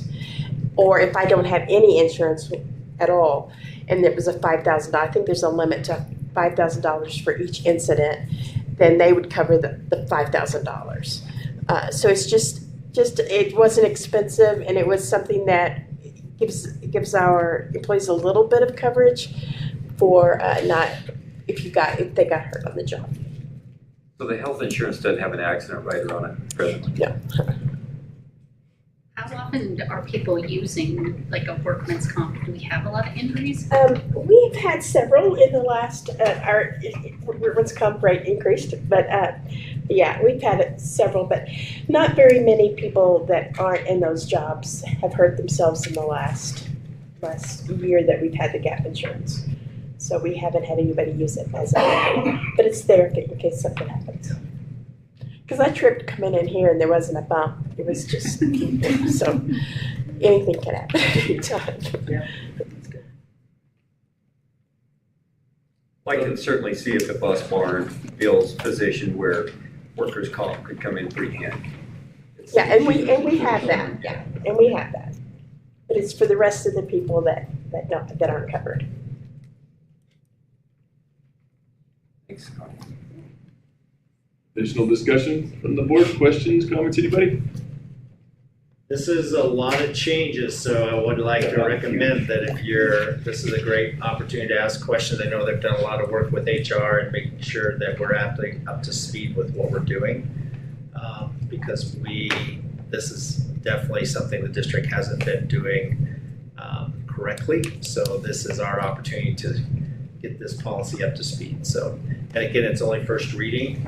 I would like to take it to the very end where we did add that piece when certified employee, we have been paying out insurance, but now I just want to very clearly say when you decide to move on or you're done, your insurance stops at that point or time. However, we emphasize that any employees that have been with the district for 15 or more plus years, we would pay out through that piece. So this policy kind of follows industry standards, but we've added an exception to the end. So, Mr. Chair, per Charles's comment, I feel like I need to ask. So, what additional burden does this place on the district financially? Well, what we've been doing is that we've been not following the policy. We've actually been paying insurance out for June, July, and August for those teachers who have resigned and moved to another district. I mean, we added workers' comp and this gap, which I don't think we had before. Workman's comp, we have to have workman's comp. Yeah, we've always had workman's comp. But the gap, yeah, it was I want to say it was $2,000 for the whole district, so it was not expensive, minimal. And then, but the health insurance, we were paying that out for 3 months, and that cost us between $50,000 and $60,000 a summer. And so now we're going to come back and follow the policy. And so the teacher's last working day is in May, then their insurance ends the last day of May. And then if someone retires and they've been here 15 years, then we're going to pay them through August, pay their insurance through August. So to summarize it, we're actually looking at providing efficiencies for the district, and there's some savings in that. Okay. $50,000 to $60,000 a year. Without unemployment insurance. No, not at all. Nope. No. Workman's comp. We have workman's comp. We're not changing that. But no, unemployment exemption. Unemployment. Thanks for throwing that fan, Bill. We don't pay unemployment insurance. We've never had it. We're a state entity, and we have to pay. If someone leaves, we pay 100% of the unemployment. So, for whatever they determine, it's through a process at the Wyoming Working Service. And so they go through that process and tell us how long we have to pay. And we get a report, and then we have to cut the check. And it's for 100% of it. So we don't have unemployment insurance. But that's unchanged by this policy. That stays the same, or? We cut it out of the policy because we don't. Because we're not doing that. Well, yeah. Because we're a state entity, we don't have to do it that way. We haven't been doing it. This brings our actions to policy. I got you. Correct. Other questions or thoughts? I heard somebody. Yeah, I did, but you answered, how much was that costing us to continue the insurance? 50 to 60 days. But I do like the idea that we will reward those who've been with us 15. And I think it's retired. If they retired, did I say that in there, Heidi? They'll have to be retired. Retires at the end. Oh, I see. So if they change another job after 15 years, we're not going, okay. That's where the policy committee left it, so. Anything else, board, on this one? Hearing none, all in favor of approving the modifications to GCBD as presented on first reading, signify by saying aye. Aye. All opposed, same sign? All right. Okay. I've actually got to the end of it this time, have I not? BHS School Improvement Plan. I'll make a motion to accept the BHS school improvement plan as was presented tonight. Second. Got a motion and a second. Dave and Lynette. Discussion from the board. Anything we haven't hit already? Anyone? Hearing none. All in favor of approving the BHS school improvement plan as presented, signify by saying aye. Aye. Opposed, same sign. Okay. Graduation credit requirements. Mr. Chair, there are two motions here listed. I think it. We get to Right, pick. right, that's what I was going to say. I think the board needs to discuss which one are we going to put forward, because one is pretty specific and the other one is pretty broad. And I guess I would ask our superintendent, because which one he would prefer. I need a motion to begin the discussion. Well, how do we motion? Let us We don't motion know to which one to discuss. motion. Let us motion to discuss and determine which of the Chair. motions presented. Yes, Mr. please. Chair, I make a motion that the Board of Trustees directs the superintendent to move forward to revise the JCSD 1 graduation requirements and all policies connected with the graduation requirements. Okay, so you're motioning for number 1 on our list here. Second. Motion and a second to direct the superintendent to move forward to revise the JCSD 1 graduation requirements and all policies connected with the graduation requirements. Okay, now discussion. I guess, so what does that mean? I mean, are we messing with the credits, or what do you want, Mr. Oskey? So, I'll redirect that question. The question is, if you look at the history, the Board of Trustees in 2021 asked me to do research on high-performing districts and the comparison where it is. My recommendation to the Board of Trustees was looking at reducing credits from 28 to 24. But in that process and evaluation with the teams, there's also a consistency and fairness issue that we look at all policies, they're tied to that. So my recommendation still stands per the research that we've done, that we are just looking at the reduction of credits from 28 to 24. But in that intention, I also feel that we need to be consistent with looking at all policies that impact that, so you as a Board of Trustees knows what that impact is. So either one of those motions, I think, is well explained in the options summary of what happens. We're going to look at all policies, but I have not changed my recommendation to the board. It has been strictly focused on, the focus has always been on what the master schedule looks like at one school, but if we're going to do this, that is a policy which requires looking at graduation requirements from 28 to 24. So kind of we make the comment, it can be sliced either way, whatever we want to do, but I think either one of these motions still stands too, unless you as a board want something different, was the reduction of 28 graduation credits to 24.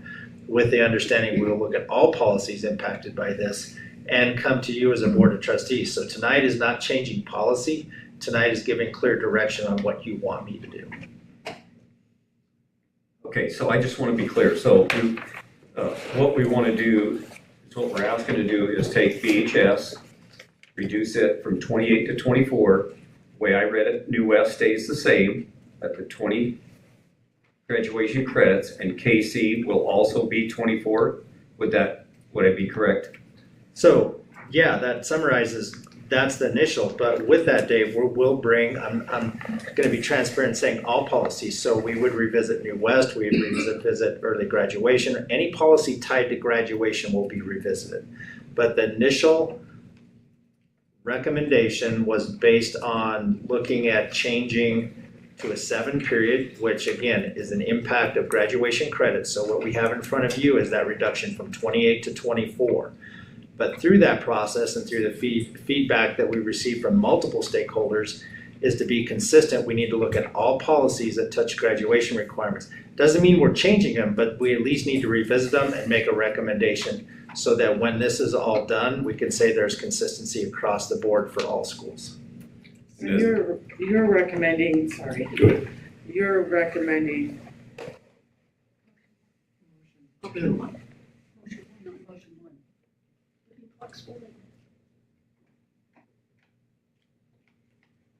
Either of these motions will ask the superintendent to take the actions here, to look at these policies, Mr. Chair. please. Okay, so we have had the opportunity, we got a close eye on the improvement plan tonight at BHS.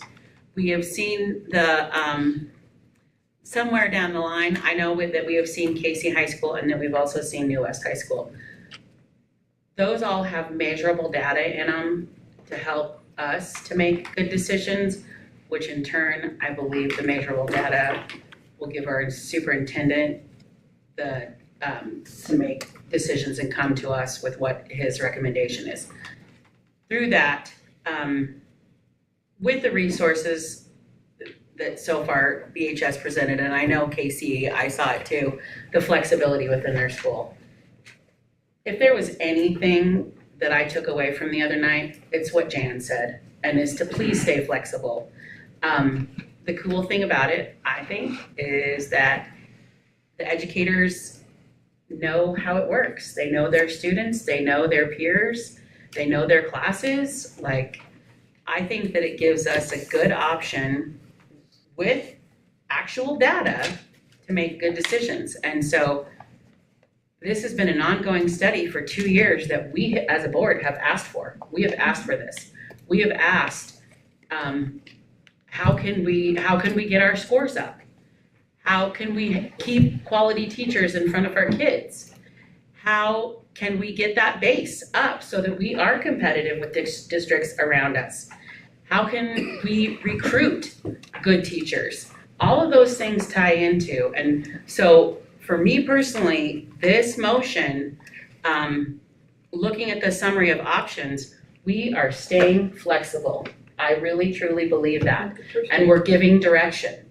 And we're telling him, like, go forth and keep it flexible. Just my opinion. So you like motion one? Yeah, that's it. Additional discussion, questions, comments? So Travis, I mean, just so we're very clear, I mean, because this is a big decision. I mean, let's not throw it out there. I mean, but we got to go back to the history. I guess what I'm asking as a superintendent, this is all the way back prior to me. This is 2019 through a presentation in 2021, what this all looks like. Whatever is decided tonight, I'll be straight up, I'm good with, but we can't go back and revisit it again. It's time to make a decision and move forward. But some very clear evidence has come out. We presented that. Gibb and his team has been a part of that process for the last couple of years. However, the impact of what this is and what the study has looked like is that means you have to change policy, okay? Yes. And that's what we're talking about here tonight. In addition to what's originally happened in 21, but you go back to 2019, you as a board, former board of trustees in 2019 also had financial challenges, but then COVID hit and we were funded with a lot of extra funds, which we're gonna get audited over the next couple of years on. What that looks like is we just presented the data. No matter where we go tonight, I need you to hear as the superintendent, I feel I've done my job in accordance to recommendations to you on high performing districts. That's what you've asked. People will say, well, how did they do it? Well, we got to figure out how to do it like they did it in that process. But I agree with the flexibility. But please understand, no matter what is decided tonight, we still have the obstacles in front of you doesn't change. We will still be making decisions based on to stay within our sustainability.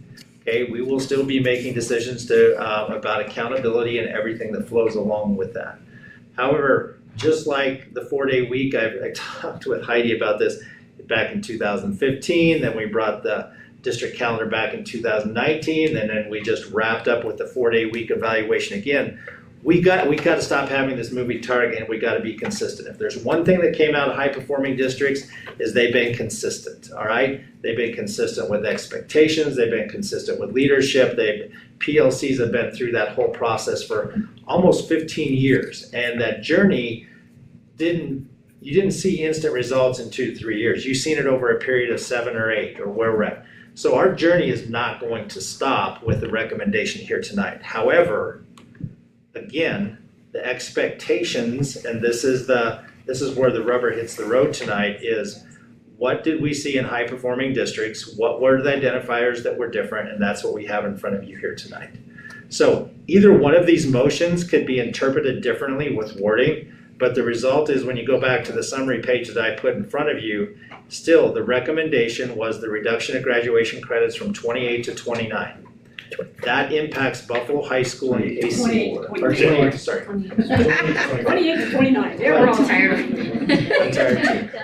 But the reality is, when we have that conversation, I feel as a superintendent, you have an obligation to look at all policies that impact graduation, okay? And let all stakeholders have an input on what those policies look like. Absolutely. And I think that's been very clearly stated through stakeholders and some of the staff at BHS is we got to be fair and consistent when we come across. Because it shouldn't be a target on Buffalo High School. It should be, what are we doing as a district? And since I've been here, that has been one of the other avenues that you've asked us to do is, this is a district and not individual silos. So if we're gonna revisit something for one entity, we need to revisit for all, and that's kind of where we stand, okay? Additional discussion or thoughts? So there again, I don't think everybody's clear, but here's what I see is if we pass this motion, Charles will still bring us back the information we need or the policies we need to change to reduce to a 24 credit graduation. He will bring us back his recommendation for KC. He'll bring us back his recommendation for New West. Correct? Yep. Nothing set in stone by. Tonight is not set in stone, but policies coming, change in the future will be set in stone. Correct. So you need to go with motion 1 because if you go with Correct. motion 2, you're Correct. set. We're starting to tie hands. Got it, I And understand that now. was correct, we'll let you Just move. make sure everybody's on the I same page. understand now. We're on the same motion. No matter what happens tonight, the journey will ramp up tomorrow. That's good.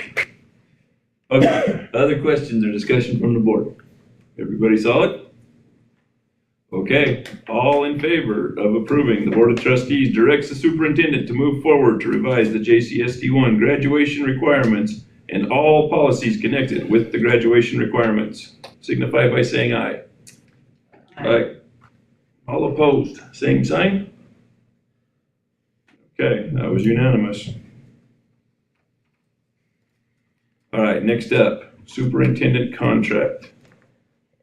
So we wrestled around with this one earlier this year. Mr. Chair, Please. I make a motion to continue with the 2-year rolling contract for the superintendent. Second. We got a motion and a second. Discussion from the board. I think it'd be good, so what years are we talking about? I mean, I always get lost, so Okay, so when we say 2-year rolling, so what we're at, The contract is in there that Is you it? can see under the, It would end June 30th at 27. 27 at present. not in the public hearing. And then we will revisit this Contract again. is in effect, so you're the contract at 25 and then 2 years after. Exactly, then we revisit again. You're correct. Tell me again, Dave, say it again. So he presently is under a contract right now in 2024. And so this 2-year rolling contract would start in 25, 2 years is to 27. Okay, thank you, I got it, thank you. So the reality is what we're starting to do is every November, you'll be revisiting the superintendent's contract. Because we were off track with Last year, we skipped the November thing. procedures and leadership governance, we approved this. And there were a lot of scenarios, but it's just getting into the routine. Every November, you're gonna revisit the superintendent's contract. We just wrapped this up, but this is following your protocol of where we're at, so it's really kind of a simple thing. We're just gonna continue with what we've already done. I think it's important, I'm sorry. Go ahead. I think it's important to note that we've already discussed goals, evaluation and everything. It's not like we're just glossing all that over. No. Am I correct in saying that? Absolutely. Yes, you're We are right. current with the I board. just don't want people to think, oh, we're You just have doing a this set of without expectations of what I looking do. at the other parts Yep. of This You is are good. correct. Okay, thank you. Yes. Okay, all in favor of approving the continuation of the rolling contract through 27, signify by saying aye. Aye. Opposed, same sign. Righto. Okay. Catch myself up quickly. All right, report time. Just that quick, we're to the reports, King. Did I jump one? You did. Spotlight. We moved E. Oh, you're right, we moved E down, TV surplus raffle. Thank you, Matt, good catch, good save. TV raffle. I'll entertain our motion. What do we want to do with the TV raffle? Make a motion to approve the TV surplus raffle. I guess, do I have to say for, well, this is discussion. I don't know how you want me to do Yeah, this, so- Marty, because we've got. I know we're not supposed to have discussion before, so. You can make a motion and we turn it down. Okay. You can make a motion, discuss it, and then vote it down, correct? As presented, to give it to the staff. So a motion is presented for the staff. Second. You got a second? Now we Motion and a second. Discuss away. So the discussion is, and as I thought about it, I kind of like what Lynette, whoever brought it up to her, would be is, why don't we pull 3 TVs out? One of them for a raffle for Buffalo High School graduation, one of them for a raffle for KC, and one of them for New West, and you need somewhere to store them, I'll store them for you. Yeah, I'll be right here in school, just kidding. Please do on it. But I don't think that's a bad idea. I just want to mention something, that these are 5 years old, they're as is, they're not, you know. There's no warranty. Right, so. Looks like if 2 of them are that size, they might be too big for Holy this. cow. You think they'll sit in the dorm room? Depends on if you're inside or outside. If you're outside, it'll be. And Christy and I and Charles talked about this, we don't have a preference, so whatever you guys want. We just tried to figure out how to. Move them. And so that might be, if they are that big, I don't know how many people want that big a TV in their home. That's not our I was gonna choice. say, can we include in the motion not to let any Ladue children bring home? I don't disagree that those are large, but that is not our choice. If How they does want to that purchase work? a house to put it in, then that's their choice. With the raffle, if you are chosen first, you just get to pick out which one you want, because there's different sizes, you said, Christy? I think most of them are 75 inch, so it's a little smaller, A little smaller. 9 inches. Big television, I don't know. So thank you, Christy, that So helped if me you to guys answer my, want to answer what I wanted to. schools, that's fine too. Whatever you guys. Well, and Mr. Chair, I think if Dave is willing to store them for real, I think that's a bonus. I will. Okay, so Mr. Chair, I'd say if whatever the board decides is a direction, I mean, if it's 3 TVs, then we'll figure out somewhere to do with it. But I want to come back to the disclaimer. The people that we bought TVs from don't really want them because they're not worth having. I don't want people to be slapped in the face and say, oh, because what if it does break? So that disclaimer is JCSD #1 cannot guarantee the TV being purchased, which would be for $50, all right? That means that it works. How did we get the purchase for 50? I thought that's the raffle ticket? I got you. Okay. If you read the disclaimer. I went from a raffle to a sale all of a sudden. If you are one, because everybody wants a big screen TV, so we're assuming there's gonna be more people that want one. And if you draw your name out, you would be willing to pay $50 for that. Okay, I got you. So that's where the sale came in, is if you were. Maybe I'll go back to what you said, Marcia, just because of the size for kids. But if the board decides they would like to donate one to KC, or each of the schools, New West, Buffalo High School, we would find storage for that.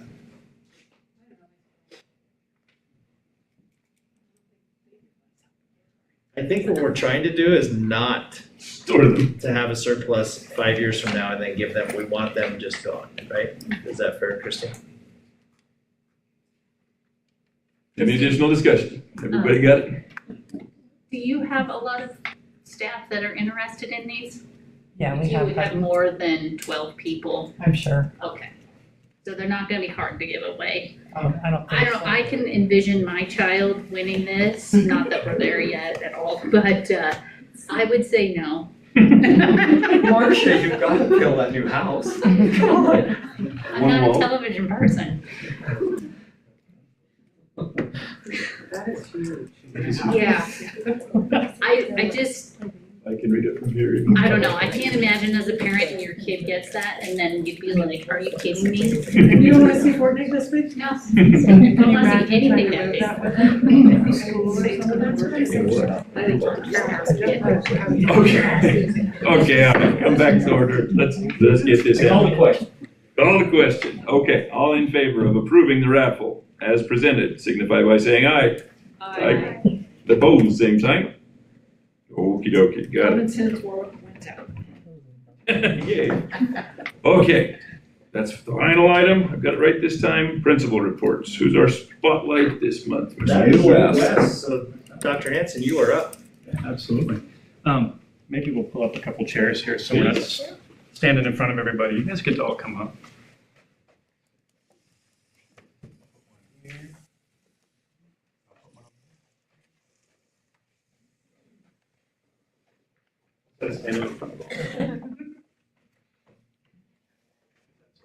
So, in addition to the written report and the video report that you have from us, we thought we would talk about teaching and learning at New West this month. So, something that we don't often get the time to talk about in detail, I guess, is how we go about things at New West and the things that make us uniquely us.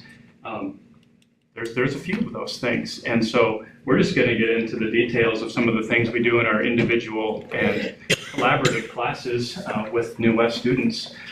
And the first thing that I want to talk about is the culinary program that we have, both at New West and BHS. If, for everybody's benefit, there's been a culinary program since 2019 when Chef Sam Bayless was hired in the district.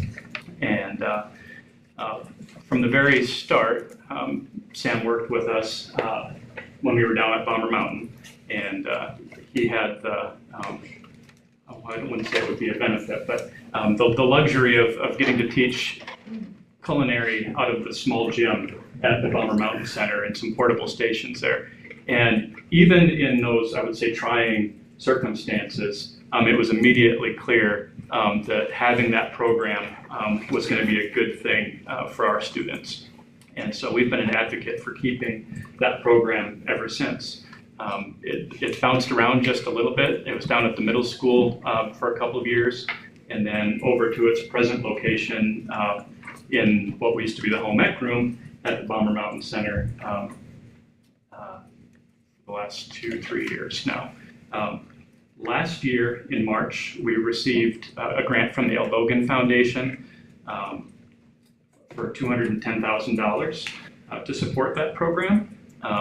That's payable in $70,000 increments each year. I have to reapply for that. But that goes partially for our chef instructor's salary, but it also has gone so far to equip that kitchen.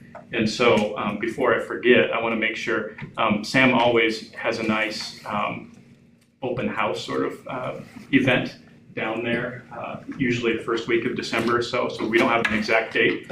He was very focused on making sure the Veterans Day goes off without a hitch tomorrow. Our students will be helping cater that.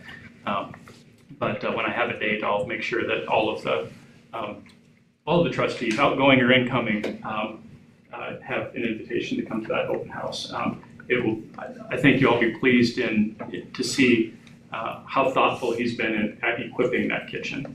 Some of the things to highlight, and some of you have been in that space and some of you haven't ever, but it's essentially a kitchen with, separated into 4 smaller kitchens, like most home ec rooms that we all probably had home ec at one time, right?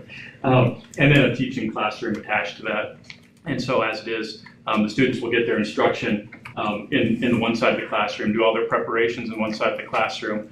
He's got everything color-coded, so everybody knows what they're responsible for, does all their cleaning, some really cool accountability stuff with the kitchen. And once they're all prepared, they wheel over their cart with their products to be cooked, baked, over to their individual kitchens. It's really slick. He's been really thoughtful about it. This year, in addition to the culinary class, we've been fortunate to be able to add the Pro Start course, which is the National Restaurant Association's certification course. That can be taught in 1-year or 2-year increments. He's going to go ahead and see how far he gets this year. That's the best that we can do with that. In order to achieve the certification in that program, students have to get 200 hours working in a food service environment. And so some of our students do that work already. Some of them have been prompted to go do some of that work, and we're being creative to see how else that might pan out in the future. So that's where the culinary program sort of is. One of the things that we've been able to use that grant money on in collaboration with the culinary program is on the hydroponic gardening system that we purchased from the Living Waters organization over in Gillette at a barn burner of a sale. And as you saw in my report, this community's donated some space for us at Buffalo Gardens to set up that system. It's big, and so it was a big ask, and so there's only so many places in town we could figure out where to set this thing up at. But the ultimate hope is that our students will be able to grow produce, which can then be used in our culinary program. But beyond that, to produce both ready-to-eat and ready-to-heat meals, which will then be transported by Johnson County Friends Feeding Friends in their cool new van over to the Bread of Life food pantry and made available to patrons there. And so that should launch next week, sort of on a pilot basis. And so I meet with Bread of Life food pantry tomorrow night. They reminded me, and I will be there, and just to flesh out the details of that. So on a pilot basis, we certainly don't want to make any promises that we can't stand behind, but we've talked to the health inspector. We're all good to go as far as those things go. Sam has extensive experience in the restaurant industry and knows what's allowable and not allowable in terms of making things available. So he's been really good about giving us that information. So I promised Tara that I wouldn't talk too much about the hydroponic thing, so I'm going to pass it to her. I'm going to say one more thing though. Okay. I know I'm long-winded, but so one of the things that we have the luxury of doing and that we're both required to do at New West is teach together. And so Tara and I currently teach a class that's called Literacy in Environmental Science. And so we're using the hydroponic system to approach that content and really good. Okay. So in addition to starting to teach the botany side of the plants, science, one class period a week, we have been going to Buffalo Gardens and starting to set up our system.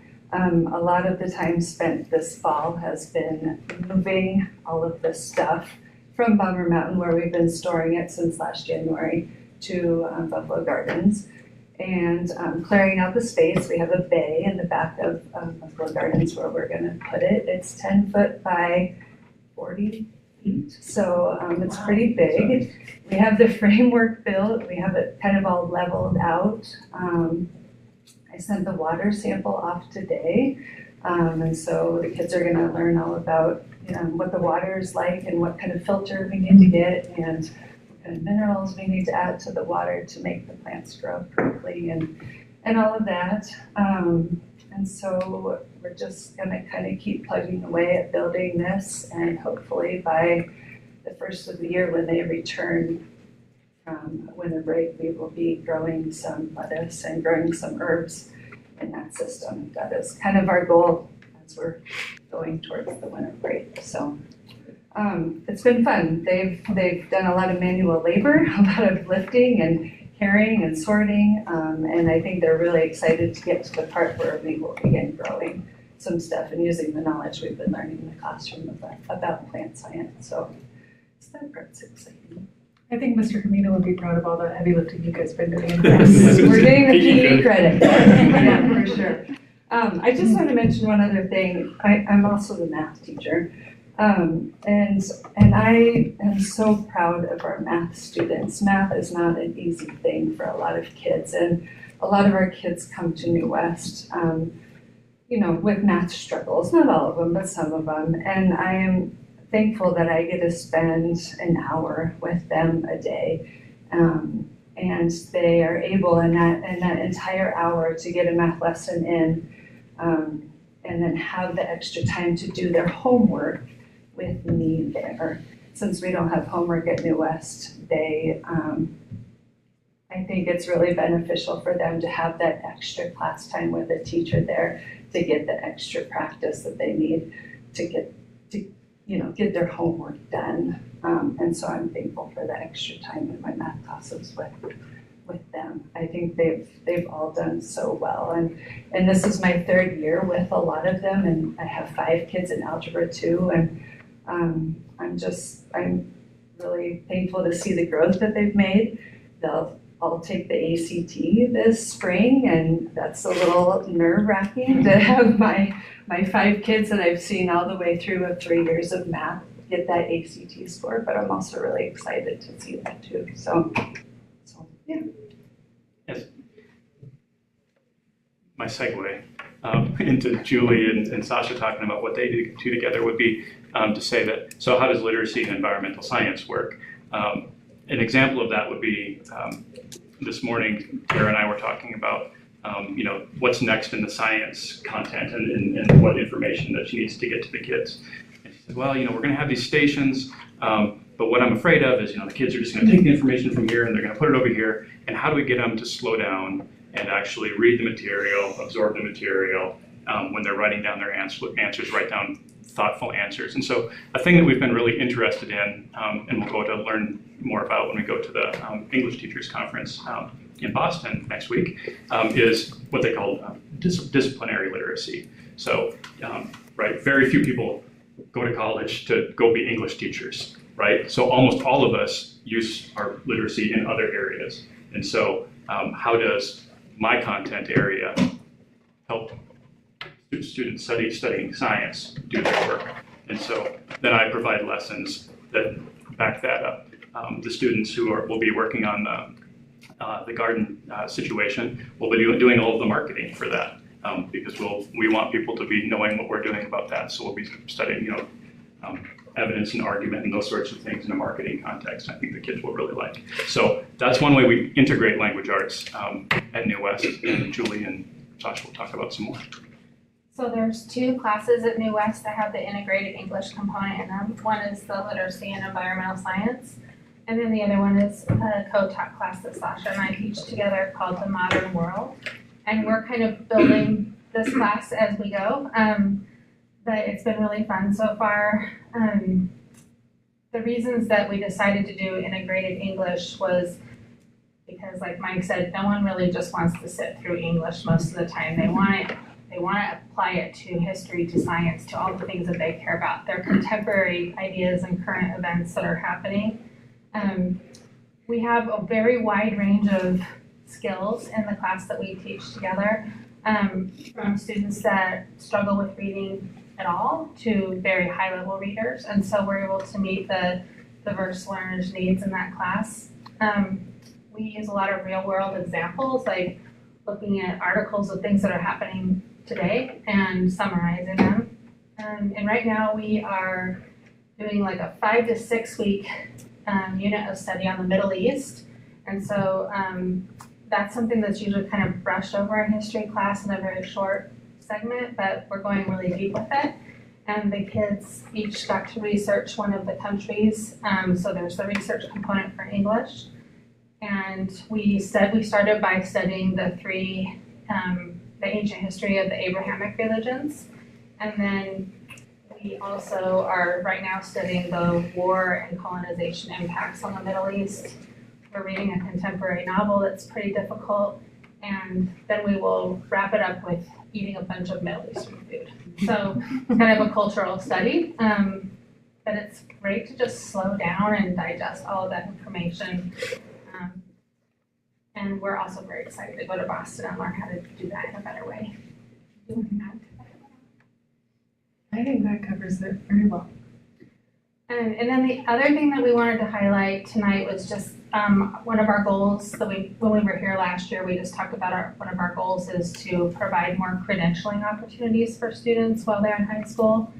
So this year we have 9 students earning their OSHA certifications in kind of a variety of ways. Most of them are general industry OSHA certifications, but we also have medical, culinary, automotive. So it's really specific to their personal learning plan and what their goals are after high school. TJ, our early graduate, just finished his credential this week.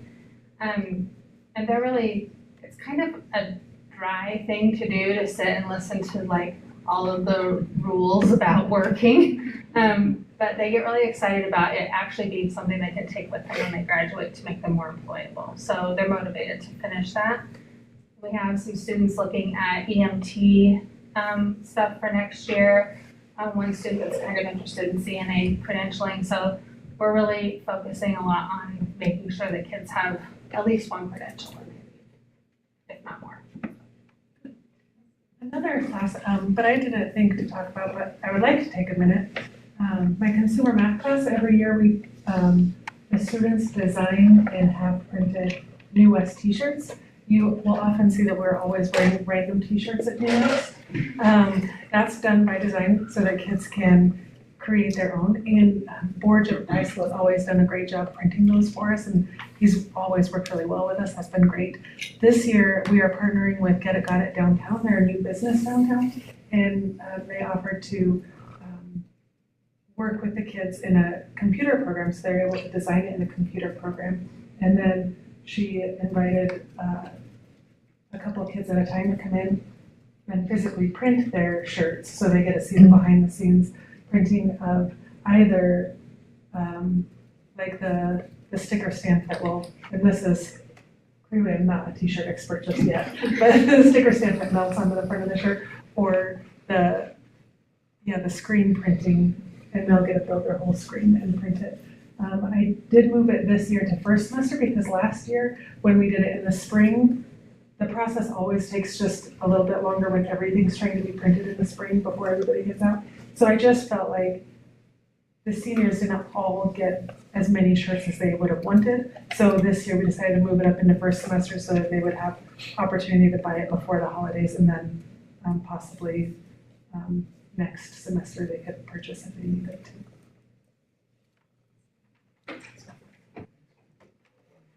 Thank you, guys. That's awesome. Board questions, thoughts? Just a comment. Marcia's up, just a second. I'm sorry, go ahead, Marcia. I just had a question. When you guys have your classes, all the students are taking the same class together? Is that how that works, or you're divided up into like, you could be taking this, or you could only be teaching a few students at a time this class? They're not all combined. So we do have a bell schedule at New West, and we can generally run 3 classes at a time. And so that's Julie's hard work to figure out, given, the limited number of folks that we have to divide students up amongst, where to put them. And it also, so when we have our open enrollment season, in the springtime, and which seems to last through the summer, the credit requirements for every student that we enroll really drive what we need to offer that year. If we've got seniors, and sometimes they'll need to pick up multiple math classes or multiple science classes. We'll have to figure out a way to offer those, and hopefully in a unique way, right? Because in all likelihood, they've sat through that class at least once. And so we want to deliver the curriculum in a novel way to keep their interest. So your classes could change every year? They do. Kind of what your courses, I guess. So can I add to that? So last year I taught 2 smaller sections of US history, which ended up being like quite a big portion of our school. So I didn't need to teach US history again because I had the bulk of our kids enrolled in that last year. So with a solid foundation of US history, a lot of them were interested in the Middle East because the War on Terror has been a part of their lives their whole life. And so I thought, well, let's get into the Middle East then. And they love to learn about war. They love it. They say, don't you want to learn, like, there's so much more to history. And they said, no, Mrs. Goddard, we want to know more. And I said, okay, so we started in the Middle East, but our focus really is on so much more than just the War on Terror. We want to explore a little bit more about their culture and the people and the religions and things that we don't get to know about just by walking down the street in Buffalo, Wyoming.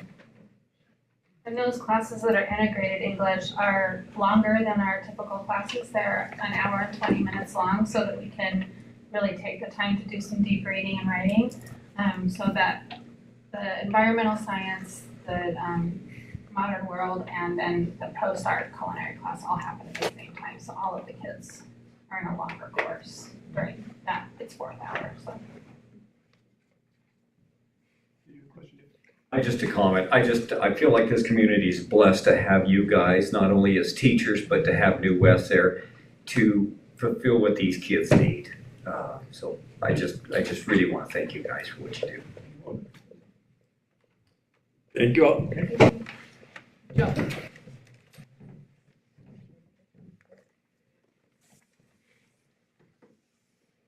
All right. Principal reports.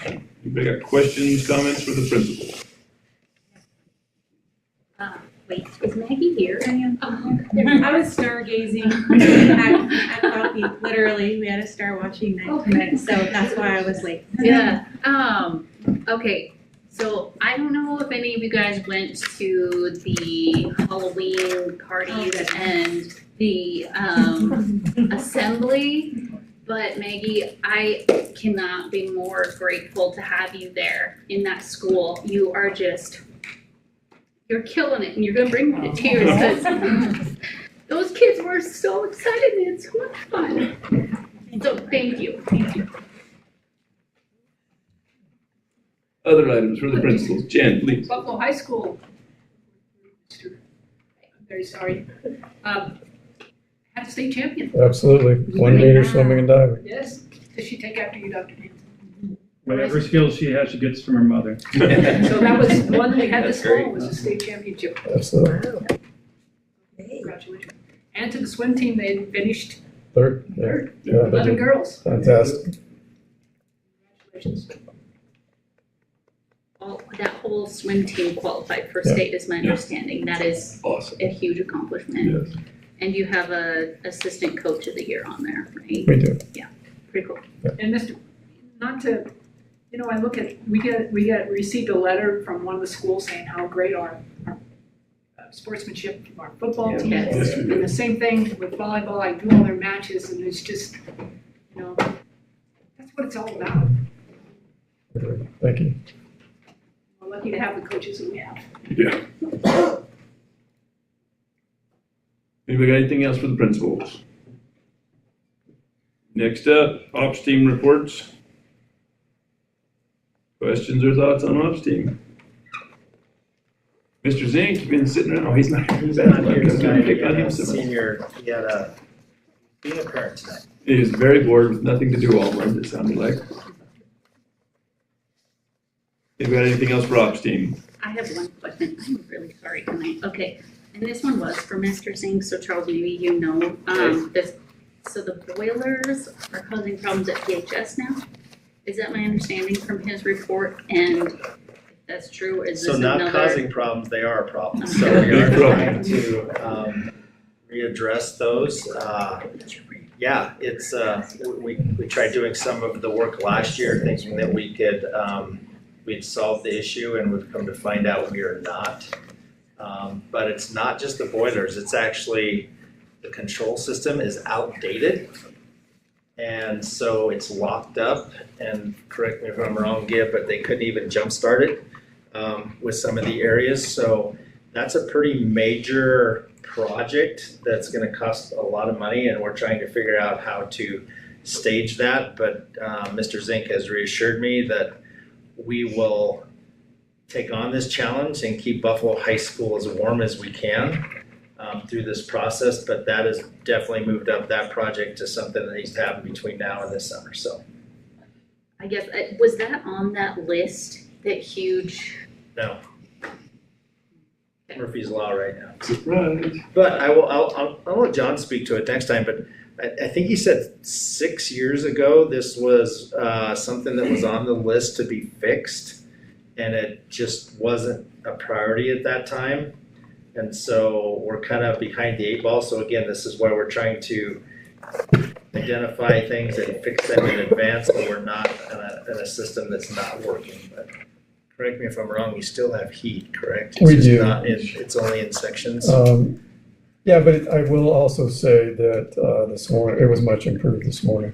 So I don't know what magically worked, but some. So it's not just the boilers, it's the controls that work the boilers that need to be replaced, so. Anything else for ops team? Admin reports. Questions for the admin team? Mr. Chair, so Connie, what is asset tagging? Well, you put a little asset tag. Is this like a game? No. So we've been trying to get this company to come for a couple of years, and finally they came. And so they tagged everything that was $500 or more. Company does. You hired a company to come in.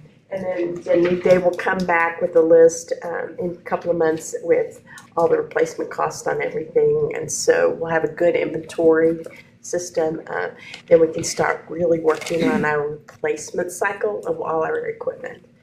Because right now we don't really even know what equipment we have. So now hopefully that will help. And I do want to say that technology's already been tagged and everything. So they tagged their stuff. And so they didn't tag. If they tagged something, it was something they couldn't see their tag. Maybe they stuck in there because they wanted to put everything on the list.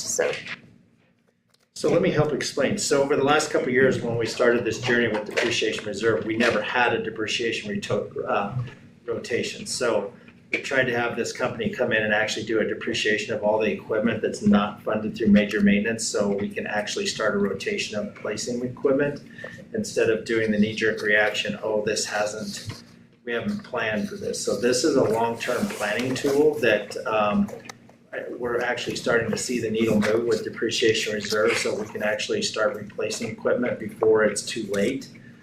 So it's kind of that efficiency. So this company, I think they prolonged it, 12 months, and now they're here, so they're gonna bring this to the table, and then that's gonna help us with that efficiency of budgeting, so we know what we have for depreciation reserve, but then can start replacing equipment and not doing it's broke, we need to replace it, but we don't have money for it type of scenario.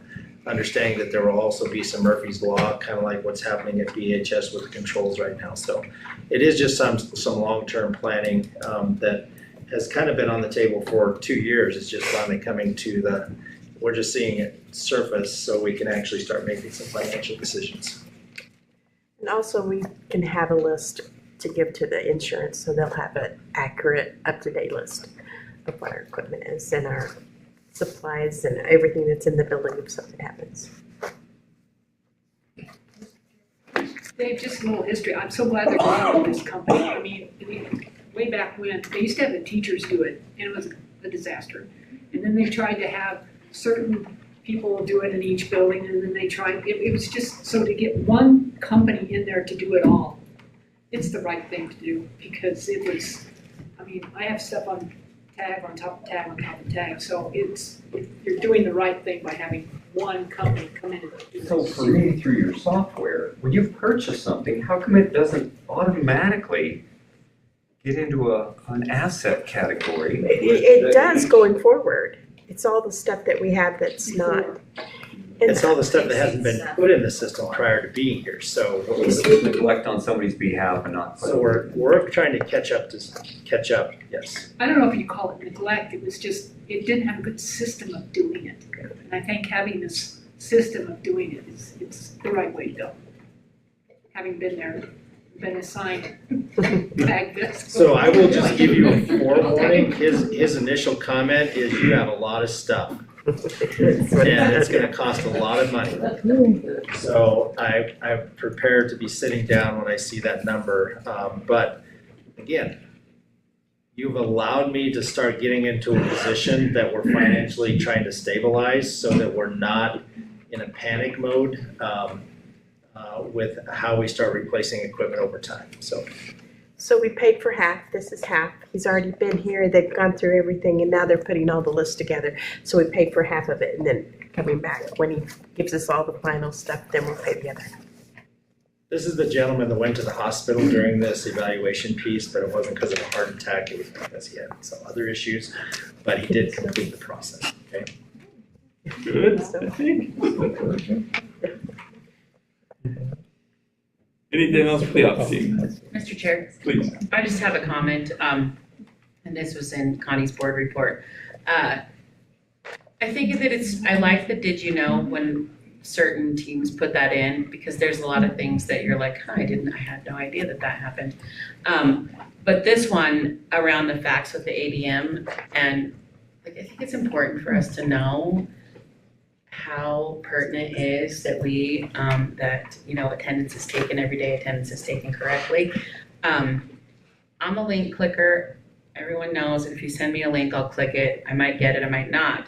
But the link that she sent on the attendance and the membership, the FAQ that the WEDE sent out, click on that. There's some stuff in there that I was like, I had no idea.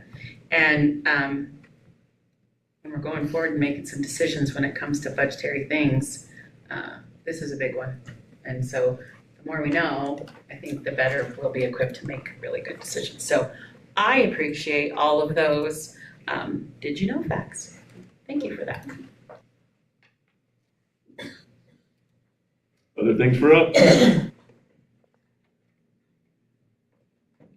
All right, hearing none. So can I speak to mine? Please. So if you have not had an opportunity to look at the parent liaison, if we're talking about celebrations, what they have in there, but did you know facts are pretty interesting. It kind of lines back to some of the things we're talking with the cell phone, kind of where we're at too with that lacking social connection piece. I thought there were some really key things in there, and as we kind of move through that, but there's some great did you know facts throughout the whole reports that are presented. So yes, those are always fun. Mr. Chair, sorry, I did have one more thing, and that was in Charles's report. Just again, a comment. I have gone to the WSBA conference every year since I've been a board member, and it's a great learning experience. It's great to see a lot of our teams go and present.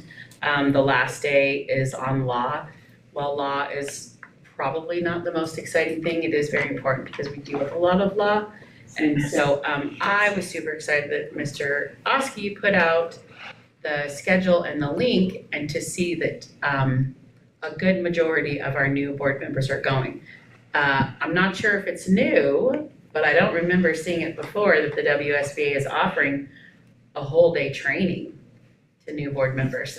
When I picked up my packet this year to put my name back in the hat, I can tell you the last time I had a packet, the WD did not have a packet in there on what becoming a board member really means and like what do you have to do. And that was a pretty informational piece. So for new board members coming on, actually getting in and going and listening what your position is going to be as a new board member, I think is super duper exciting. And I kind of want to take it, but things going on. Well, that is a great key in. So there's a gentleman sitting over in the back corner there. Shane, you want to stand up? So Shane, I'll let you introduce yourself. And with the new board members here tonight, he is a part of the growing of board members through the School Boards Association. So Shane, I'll let you speak to that. Yeah. Well, hello everyone, I'm Shane Rader. I'm out of Sheridan. I serve on the Sheridan 2, District 2 board, and then also represent Sheridan and Johnson counties for WSBA.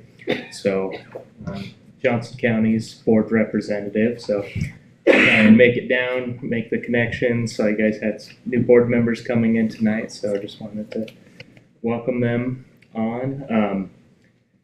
As Lynette was talking about, there is new board member training at WSBA. The first day of the annual conference, they'll have their pre-session stuff, and then when some of us other board members go to delegate assembly, they'll continue some of that training. Also, I don't know if Travis had shared, this was fairly new, but there's also going to be it's a series of 5 webinar trainings for new board members. 3 of them will be in December and then 2 in January. And those will be on Thursdays. They're usually scheduled for about an hour. But even if you do sign up but are unable to make it to one of them, they do share out the link for the recording. So you will have access to that as a new board member. And the content will be different from what they'll have at the annual conference. So Shane, I'd like to recognize you for the work that you're doing and representation, but new board members here tonight that haven't had an opportunity to, Shane, please make sure you connect with him, and you will get an opportunity to visit with him during our dinner at the School Boards Association on Wednesday night. So, Thank you. Anybody else? District admin? and if you did read, Dr. Miller's presenting, so. I did notice that. I was hoping it was lots of data because I'm taking it. All right, hearing none. Board level reports.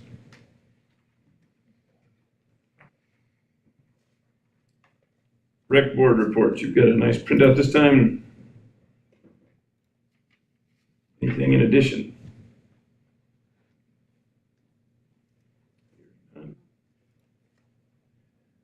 OC's report. OCs, sad to inform you that we have lost our director, Taylor Jones. He's moved on. That's a tough job. It's a 24/7 job. But he has moved on. He was our director for about 2 years. He did a fantastic job. Right now, Naomi, and I never could pronounce her last name, but she is our business manager. She will be the interim director. They figure it's going to take between 9 to 12 months to find a new director. And it's like losing your CEO, your superintendent all in one. They are using the WSBA like we did, and they're going to be using that, and they'll do a nationwide search for a new director. So that's the big news. And I'd also like to say, Mr. Chair, you probably need to find someone to the next meeting for OCs will be at the WSBA conference. Okay. And his last day was actually November 1st. He gave 2 weeks' notice, so it's tough. So we have not had a BOCES meeting? Yes, we did. We did? Yes, we did. We had a BOCES meeting, and I went to Ranchester. Yeah, and well, they're very short. You drive all the way, you drove to Ranchester, and the meeting was maybe 15 minutes long, but I think the president kind of looked at our faces, kind of like, we did all this for a 15-minute meeting. But it's a very important meeting because we are taking taxpayers' money and we are distributing it out. So we're taking our stakeholders' money and we're distributing. Sheridan College only keeps our money, their money, for a day and a half before it's handed out. So they're very efficient about that. And the meeting is to say, yes, distribute it. This is what you did. I will give the financial report to Connie, so she will have that for us. But yes, we did. And the next meeting is in February, and they will be contacting you, Mr. Oskey, because it will be here. And just so you know, they always provide a light dinner. So that will be coming up. It is here, and again, as they transition to this new transition away from Campbell County and transition to this new one, I would hope the meetings get a little bit more detail, but it's still in the infinite stage of development. So it's very efficient, and the business manager does report. Cool. Anybody got anything else there? All right, from the board.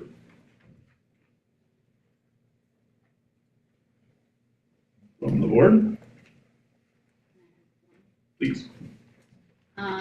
Okay, I guess 2.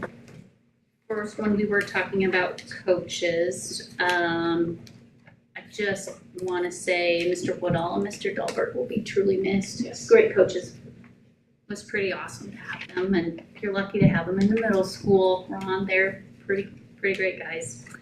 And then you 3 women, thank you.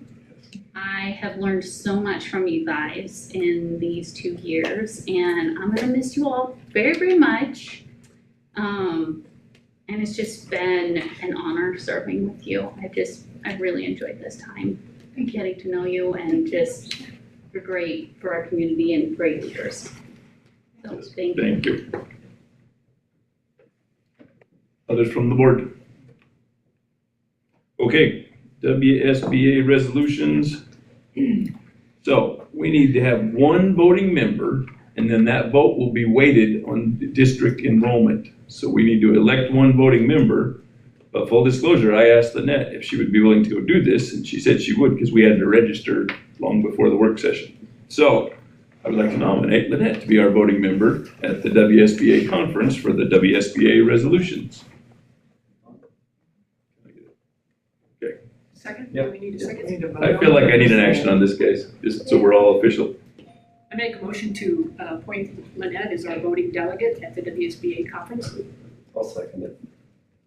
Motion and a second. Any discussion? I will say Lynette's done the past 2 years. Several years. And so she knows what's going on, she knows how to get us on the internet, and if we don't have the internet, then we use our little paddles, but she knows what's going on. Yes, she had to coach me last year to get through it, so. All right, all in favor of appointing Lynette as our voting member, signify by saying aye. Aye. Thank you. Not positive that was necessary, but I wanted to be sure it was good. All right, now to the resolutions.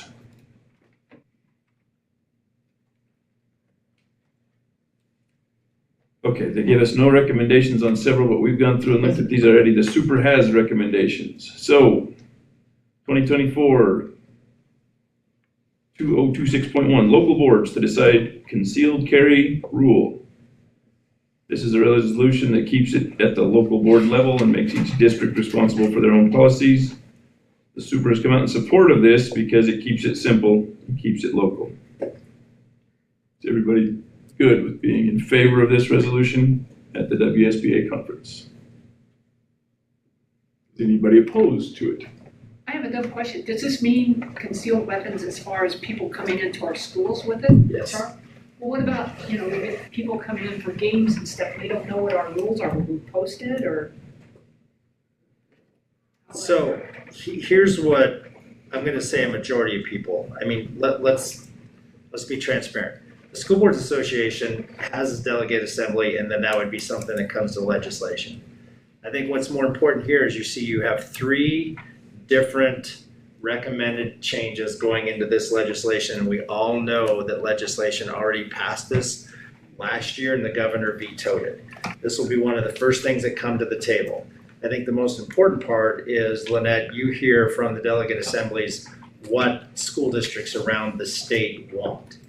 And the reality is, if we don't get in front of this and allow school districts to determine what we want, the state's going to determine that anybody can have a concealed weapon on school grounds at any event and not have to notify the school about it. That's a general summary of what that looks like. So my recommendation is that we allow local school districts to determine what we want with what that looks like. However, that is the next survey that will be going out to the community and getting feedback from stakeholders, because this is real and it will be something that legislation will probably put into motion. So when you answer that question, when you ask the question, Jan, what does that look like? We can determine that, and then we would advertise what that looks like. My concern is we want to be in control of what this looks like in our community and our schools, and not allow something to happen that we can't control. That's my biggest emphasis through that. It is another thing that we have to look at. It's another opportunity for us to decide, but we are definitely going to have to be proactive with what this looks like if legislation is going to do what everybody feels they're going to do and pass them along, okay? So to sort of address that question, this resolution puts the onus on the board to come up with those signs, policies, however we handle it. And then I guess that's if you're asking for me as a superintendent, I want to be in control of this and not have somebody telling us what's best for our community when it comes to something as critical as this. Because this isn't just about concealed weapons. This is about how to impact school. We got to start talking about what is a concealed, non-concealed, when's a threatening situation, when can somebody come in and intimidate a teacher. All these things. It isn't about the training piece. This just allows anybody to come into a public entity and makes it legal. So, I mean, there's just a lot of things that we need to kind of be in control of with as a district, and that's what I want to be in control of and not have something that we can't control. Everybody good there? Okay, checking up. 2026.2, retain local board authority over possession of firearms by employees.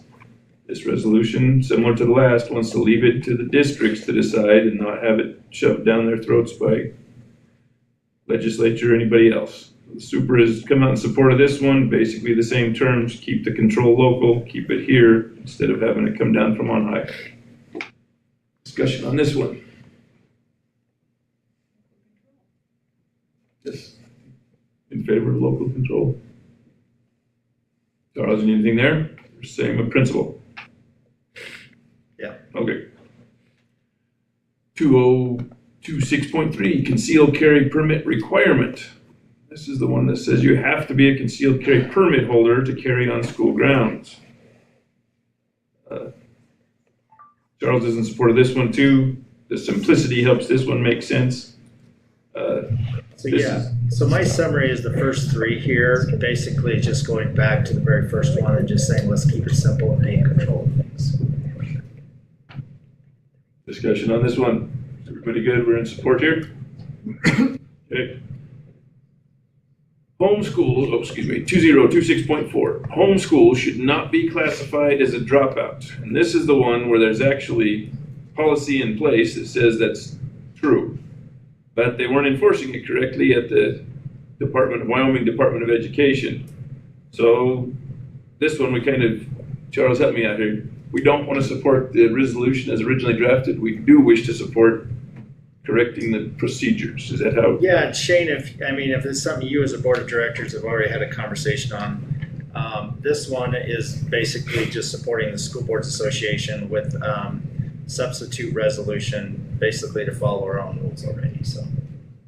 Travis, it's actually not a policy, it's a federal law. It's already been written. Excuse me, I missed it. Yeah, you're right.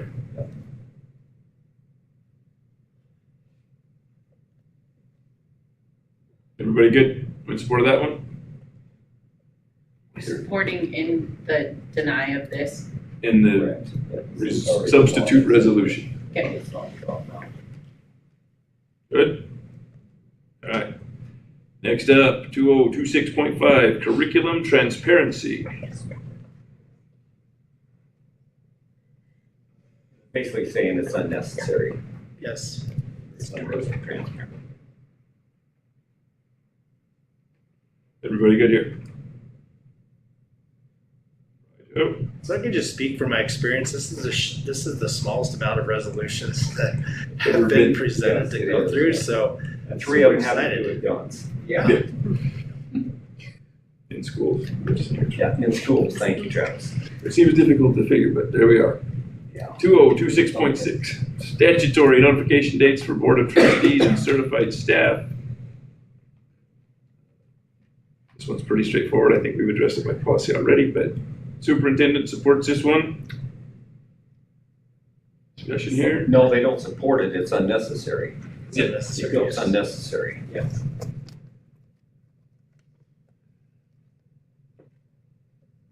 So you supported the board of directors and that this isn't necessary. We're already doing this. Yeah.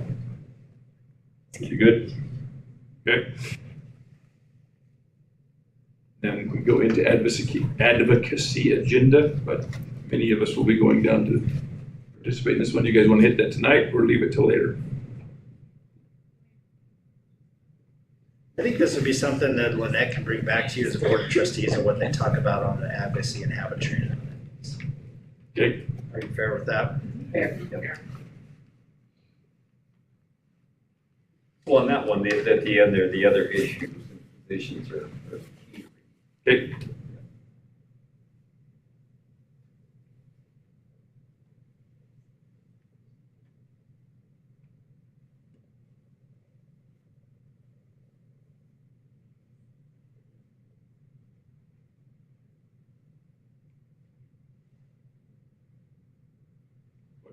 Those all sound like good positions to me.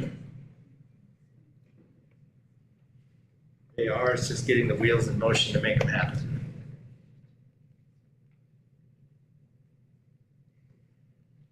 And then at your carrying the load on this, you got anything else you want to look at here? You feel good?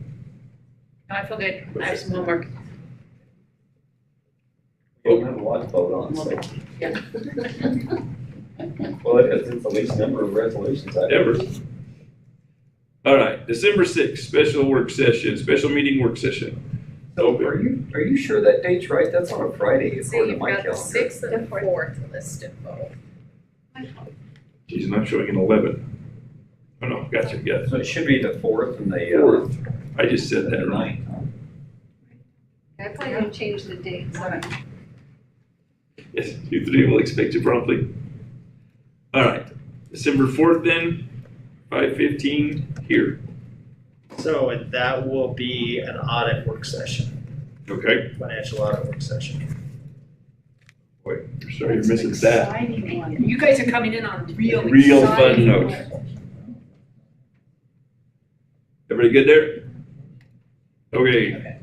Board meeting Monday, December 9th, here. We have to elect officers, set the meeting schedule, and get committee assignments, plus school representative. So, come prepared for a great and action-packed meeting. We will be taking all kinds of fun stuff right from the get-go. So Travis, if I can emphasize, because that will be one of the action items as we look at the audit, is that work session is really essential to understanding and establishing the funding and the audit. So that work session is probably is very critical, not only to new board members, but kind of where we're at. So. Yes. Okay. Didn't take seat though until January. You were voted in on that. So next up on the agenda, we've got recognition of outgoing board members. Jan Johnson served on the board since January of 2020 to November today. Kristen Ledoux is also from 2020 to today, and Jody Verplanke since 2016. So we'd like to thank you ladies all. Superb leadership, great training of newbies. 8 years. Yeah, that's tough to get out. 8 Thanks years. for supporting kids, you all. That's a long time, Jody.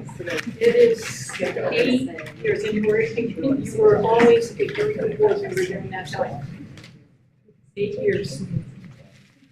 So Travis, on behalf of the district, again, not scaring the new board members off, but this is probably one of the most difficult boards that anybody can sit on. And a lot of the challenges that you face, because school districts are the heart of the community.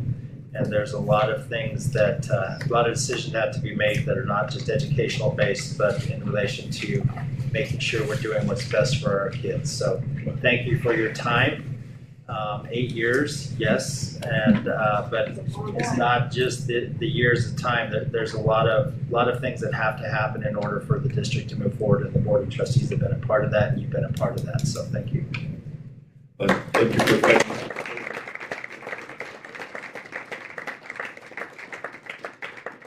Now, when they say it's always a trite thing to say it's been a privilege and an honor, but it has. It's been a privilege and an honor because we are protecting whatever you want to say, our biggest assets in the state, and that's our children. That is our children. As our children goes, so goes our state. I go and ditto. That was good. All right, well, big thank you to all of you. Public comment. Heidi, have we any public comment this evening? None. Okay, next up is executive session. Thank you everybody for coming out tonight. Appreciate it. So Travis, new board members, if you want to touch base with Shane on outside when we're here, if you want to take a short break. We need a motion. I'll make a motion to enter into executive session by Wyoming statute 16-4-405. For personnel and legal matters. We've got a motion from Dave, a second from, I think, Marcia and Vanessa. All in favor of entering into executive session, signify by saying aye. 5-minute break and then we return. Want to say, like, when they look at numbers, I think sometimes when you're only looking at numbers, you're forgetting the technical.